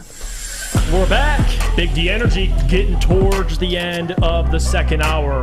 And we still got some more Pistons to walk through. So I'm going to introduce this topic as well, and it's a good one. Thank you. Because Spencer, you've been Flames, man. I mean, Neil tells you that too, but these just keep coming. I got to say, and I got to ask the question, what has been Troy Weaver's best draft so far? And you have the graphic. I'll run through them. In 2020, he got Killian Hayes at 7, Isaiah Stewart at 16, Sadiq Bey at 19, which is crazy that Sadiq Bey was the last selected. Bay. 21, Cade Cunningham and Isaiah Livers. And in 22, Jaden Ivey and Jalen Duren. So I'm gonna keep my answer. All right, I spend too much time talking about the Pistons. I'm gonna get my guys in on this conversation. And D-Mac, looking at that list, looking at those 3 drafts, it's crazy to think too. Troy's first draft, he got 3 players in the first round. But if you're just looking at the talent, who do you think? No, it's 2021. It's not missing on Cade Cunningham. It's having Cade Cunningham. It's you go back to that draft. He was not the sure number 1. There was still, you could have gone different ways. Mobley, you could have gone different ways. But the fact that you got the guy that wants to be here, that is mature. That's the biggest thing is the maturity of this young man. And knowing that he can strap on whatever's going to be put on him. He's the backbone. He is the franchise. He is it's the same thing as getting Isaiah, right? He's your Isaiah Thomas for this, because it all starts around him. They're gonna go as he goes. They're gonna lead. He's gonna lead them. He's gonna figure out what is needed. Now all the rest of them are huge too. But to me, without that, and then I'm gonna throw this caveat in: Isaiah Livers. He's gonna be your unsung hero with what he can do, the way he can D up, and you see the evolution of his shooting game, right? He's gonna be that guy that you can count on, in my opinion, and being a second rounder, coming out and being healthy and showing he is that guy that you're gonna go, man, I'm glad we got him, right? He's not gonna be, the stats guy, this and that, but he's going to hit that bucket. He's going to D up. He's going to force that foul. He's going to do that little thing that's going to cost you to get over the edge. At the end of the day, this team is successful because of Cade Cunningham and the pieces around him. But without that, you need that guy. He's your Iserman. He's your Isaiah Thomas. He is, because when you get that right, you get that foundation piece right, you'll figure everything else out. You nailed it. You absolutely nailed it. That's my answer as well. It's Cade Cunningham, easily. Because of what D-Mac just said, and on top of that, he's the connector. Like, this guy, for this machine to move how we think it's going to move, it requires Cade Cunningham. But and here's the other piece. Who's going to attract other guys? Bingo, bango. Who attracts other guys, the top name guys, to come play with you? You need the guy. He's the guy. he's going to bring somebody in when they need it, whether it's next year or the year after. You already hear the scuttlebutt. You do. Around the league and stuff like this, how highly respected this kid is and what they got going there. So now, in terms of projections, certainly there's a case for the 22 draft as well. I mean, you got the price, really 2 for 1. You got 2 guys that may be, part of your franchise for years to come that will be valuable. But I want to ask you two, before we do a little deep dive into it, I have more points I want to make about this Cade Cunningham draft class. But Sam, looking at those 3 draft classes, man, like, what's the best? I got to agree with both of you. It's 2021, and it's because of Cade Cunningham. What you got with Cade Cunningham to start your franchise with is an unselfish star who elevates those around him, and he's he's super talented too. People forget about that. He's a good scorer. He's a great passer. He's a good rebounder. He's just gets others involved. He's the perfect player to start your franchise with. And then the wild card really is Isaiah Livers. What if Isaiah Livers kind of feels like a Danny Green light sort of role?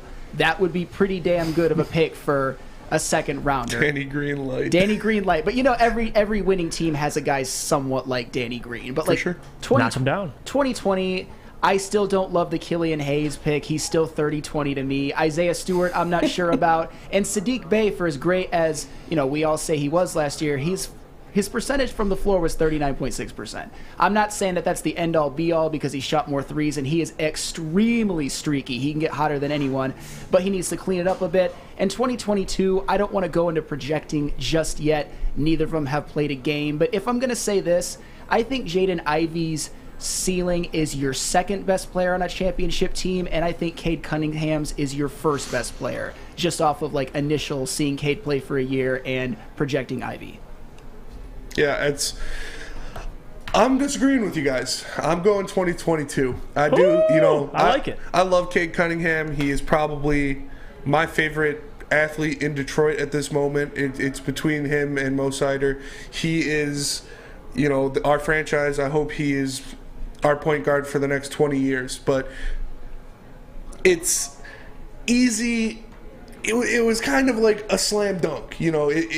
It was kind of a no-brainer to take Cade Cunningham number 1 overall. It fell in your lap. You won the lottery. Thank God we did, and we got this fantastic player. But in 2022, we got the 2 highest guys on Troy Weaver's board. Jaden Ivey and Jalen Duren were the 2 highest-rated guys on Troy Weaver's board. They are 2 of the top 10 talents out of that draft class. Jaden Ivey is the best guard out of that draft class, and Jalen Duren is the best center, if you actual center. No. I got a question. Yeah. If you don't have Cade Cunningham, does the number 5 Jaden Ivey pick change? I don't think so. No, because I think he brings a skill set you'd want in a franchise player. I'm just saying, if you don't have him, is it because was there another guy there that you'd have to pick because you don't have Cade? Does that it might to Troy it might have changed, but that's what I'm saying. From an outside perspective, to me, I know it, right.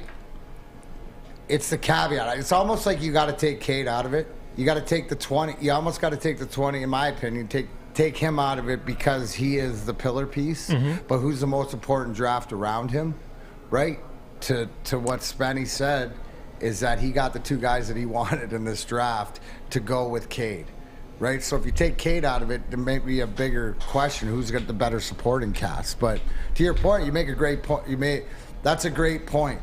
Right, and anytime any of the GMs, especially the 3 of them in this town, I'm not including the other guy we don't talk about because Neil put him over there. He can be over there. You got to trust their decisions. So, yeah. And I think, too, my argument as well is you may have questions about Killian or Isaiah Stewart or questions about Sadiq. You may have questions about Jaden Ivey. You might have questions about Jalen Duren.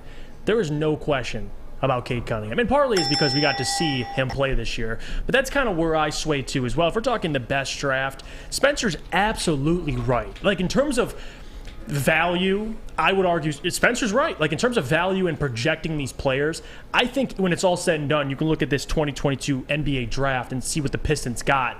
There's a reason why they said they won the draft. I mean, national media gave the Pistons praise for that. But for me, I just looked at it hey, I got no questions about number 2.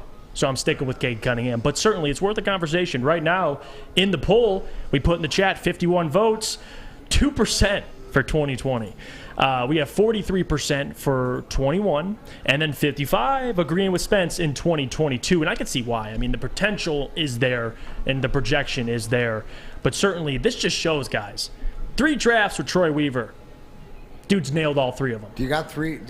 Every guy you name on this list is going to contribute. Is going to contribute. Yeah. Or have the opportunity to and to figure it out. That's a good piece to have. You know, for me as the outside sort of basketball fan and whatever, the biggest thing is that when you're getting guys that you want, but also too, I think the caveat to the 21 is Isaiah Livers. At the end of the day, you add that piece to Cade Cunningham, that's what puts him over the top, in my opinion. Mm-hmm.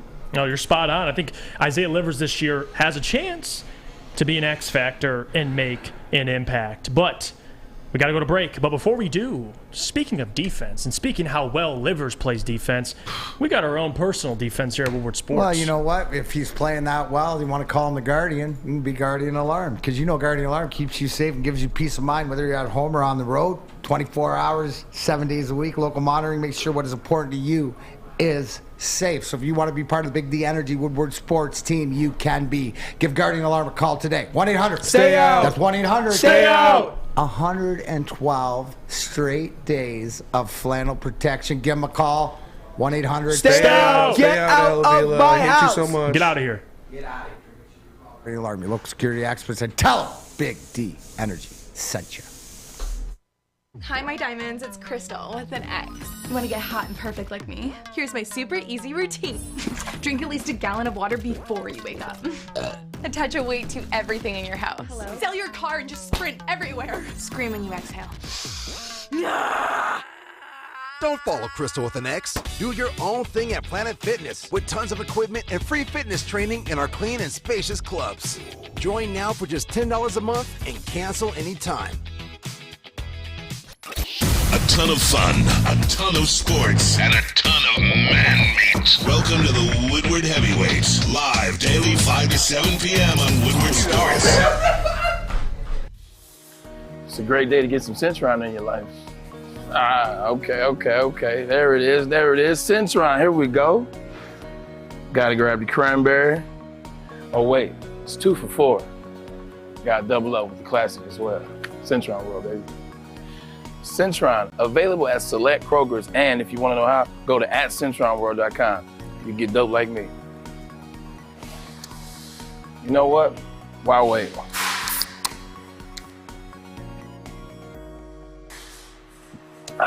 Great taste, guaranteed.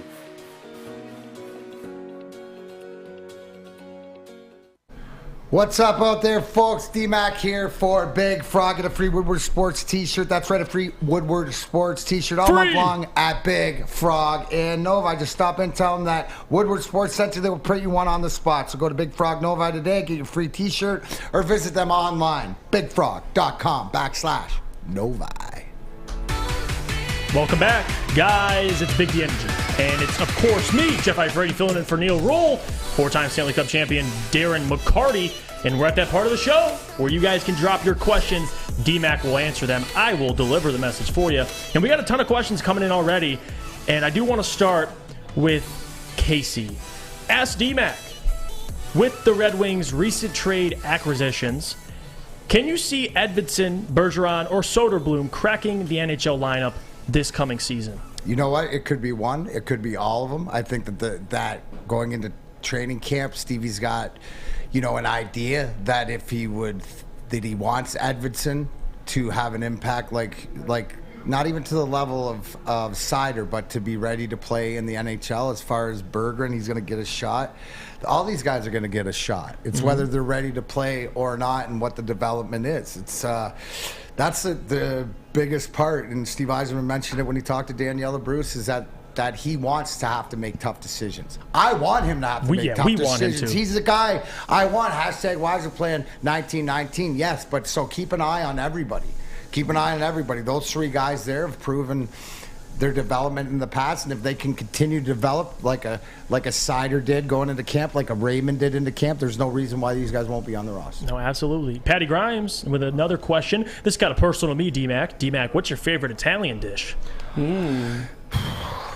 My favorite Italian dish, probably, it goes back to a personal spaghetti and meatballs that was made, and I make it with green peppers and mushrooms, right? But it was sort of the stalwart, and so a little throwback to pregame meal. Depending on how you'd win, we go down to almost all the time and stuff like this. But depending, you'd eat at home sometimes, and if we had a home stand, I'd make a big fat pot, right, of spaghetti if we had 3 games or 4 games that week, and I put it in and then just continue to eat it. I'd eat it before, I'd eat it after. I just loved it. So I'm a big spaghetti and meatballs, big Italian guy. Chicken parm's always a good one too. Let's go. That veal parmesan from Andiamo was crazy. Ooh, now I'm getting hungry. Man, we got to move on. Bougie ass, Woodward heavyweight, eating the veal. I'll take spaghetti and meatballs, all right? All right. Well, we'll move on to the next question. Rack ask D-Mac, if you played football or baseball, what position would you play? I played catcher. Oh. I would be a catcher. I got to, second smartest guy on the field, right? Just like a manager. I'm a catcher. And if I played football, I think I'd probably like to be a safety. Or something where I could I could definitely see D-Mac jumping coming in. Just, spearing guys. Whatever. Jeez, that would be... I'd have to play, 90s rules, though. Yeah, for sure. Definitely, yeah. Like, that's sort of the era. Yeah. Because the mentality I don't agree with these days. I'm built differently. Absolutely. Brought up differently. Nothing wrong with that. The away fan asked, D-Mac, do you watch your own highlights? That's a good. That's kind of one I kind of want to know. If the fight comes on, the Twitter feed or whatever, like the Lemieux bashing, I'll watch when it comes around, but I don't watch. Although, side note, when I do get knuckle up, but it's been in, like I said, hiatus for the process, but I always wanted to break down different fights and stuff like this. But no, I stopped doing that when I stopped studying, when I stopped playing. I got one right here. The away. Actually, we'll go to Ethan. D-Mac, would you have liked a Hard Knocks NHL show to cover the wings while you were a player? Now, that would have been must-see. Stuff, absolutely. Yeah. You get a little bit of that if you watch the culmination, like I've said before, for the playoff victories. So for the 97, 98, 02, and 08, there's a whole playoff catalog of it, right, where they have NHL films and that are there. But, yeah, I'm all about it. I've never been a microphone or a camera I didn't like. There you go. There you have it. The Jeff and Gentry Show, shout out, asked D-Mac, who is your favorite current Red Wings player? That's kind of a tough one. You got to pick a favorite. Well, see, it goes with Dylan Larkin is in the Steve Yzerman category, so you don't choose him because it's automatic. Right. You know what I'm saying?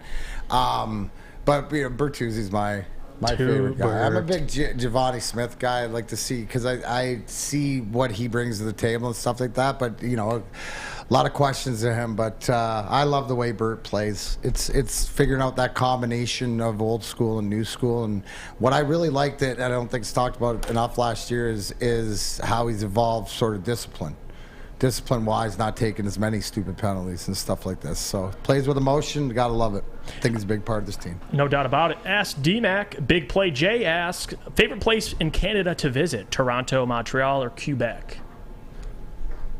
No, it's out west. Out west. Vancouver. See, that's the kid. Calgary. Calgary and Vancouver are low-key. Calgary is like you kids here, drop you in Calgary, and you guys would go absolutely bonkers. Yeah. It's such a young person town, and being out there, and then Vancouver is so beautiful. Anywhere you can go boating and then go skiing same day, right? Or golf and skiing the same day. That's where I want to be. So,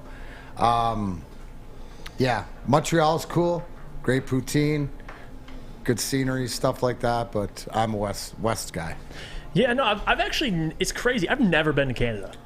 I have never been there. Do you want me to, as Canadian, you want me to let you're not invited? The official? You're not invited. Sponsored by D-Mac. What do you got to tell us? You can't get over there, buddy? Everybody gets to go to Canada. I know. I don't know why, and I deserve some flack for that, by the way, because all my buddies have been to Canada. I never went. You never went to Canada when you were 19? No. Oh, man. Dude, I'm kind of lame. I'm not going to lie to you. They got full nude bars. Full nude. Everything's out. Do they? Yeah. Oh, man. I'm telling him. He said he's never been. Oh, man. Here we got one more question. Ask D-Mac, does the Lions rebuild clock speed up with a 1,000-yard-plus season from Swift, Chark, and Josh Reynolds? Like, if everybody's balling. The clock can't speed up because it's going to run out, but absolutely the expectations, I would say, of those three hit, you're a playoff team, right? You're ahead of schedule. You're a winning record team. You would, right, with those guys at 1,000 yards. So I'd love to see it. I'm willing to speed every freaking clock up. Just remember, keep my clock out of your mouth. Big old clock. Keep the clock out of your mouth. D-Mac, you can golf and ski on the same day in Palm Springs, Robert says. I love it. Jesus. See, yeah, but that's in the States, so maybe Juicy could make it down there. Yeah, no doubt. No doubt about it. Someone said, the away fan asked, can we ask D-Mac for more than 10 minutes? I see the engagement spike. I think it'd be worth a try. I mean, I'm going to be honest with you. We got to stick on the topics, but if I could, D-Mac, I mean, we could sit down and you could check it out. I sat down with D-Mac, asked him a ton of questions. This man knows it all. And we could really sit down here for probably 30 minutes. Oh, my gosh, Maddie's never been to Canada either. We got to take Juicy and Maddie to Canada. For sure. I might even have to make a couple calls, old school, to the neighborhood, Essex County Fight Club. Baby. There you go. No, for sure. I got to get down to Canada. But that is really all we have for today. I want to thank you guys, everybody, for tuning in, for showing support, for giving me support. I know it's big shoes to fill with Neil Rule, but I've been having a blast, and you guys make it easy. I do want to say, again, thank you guys. We'll be back as usual tomorrow on Big D Energy. But for now, see ya.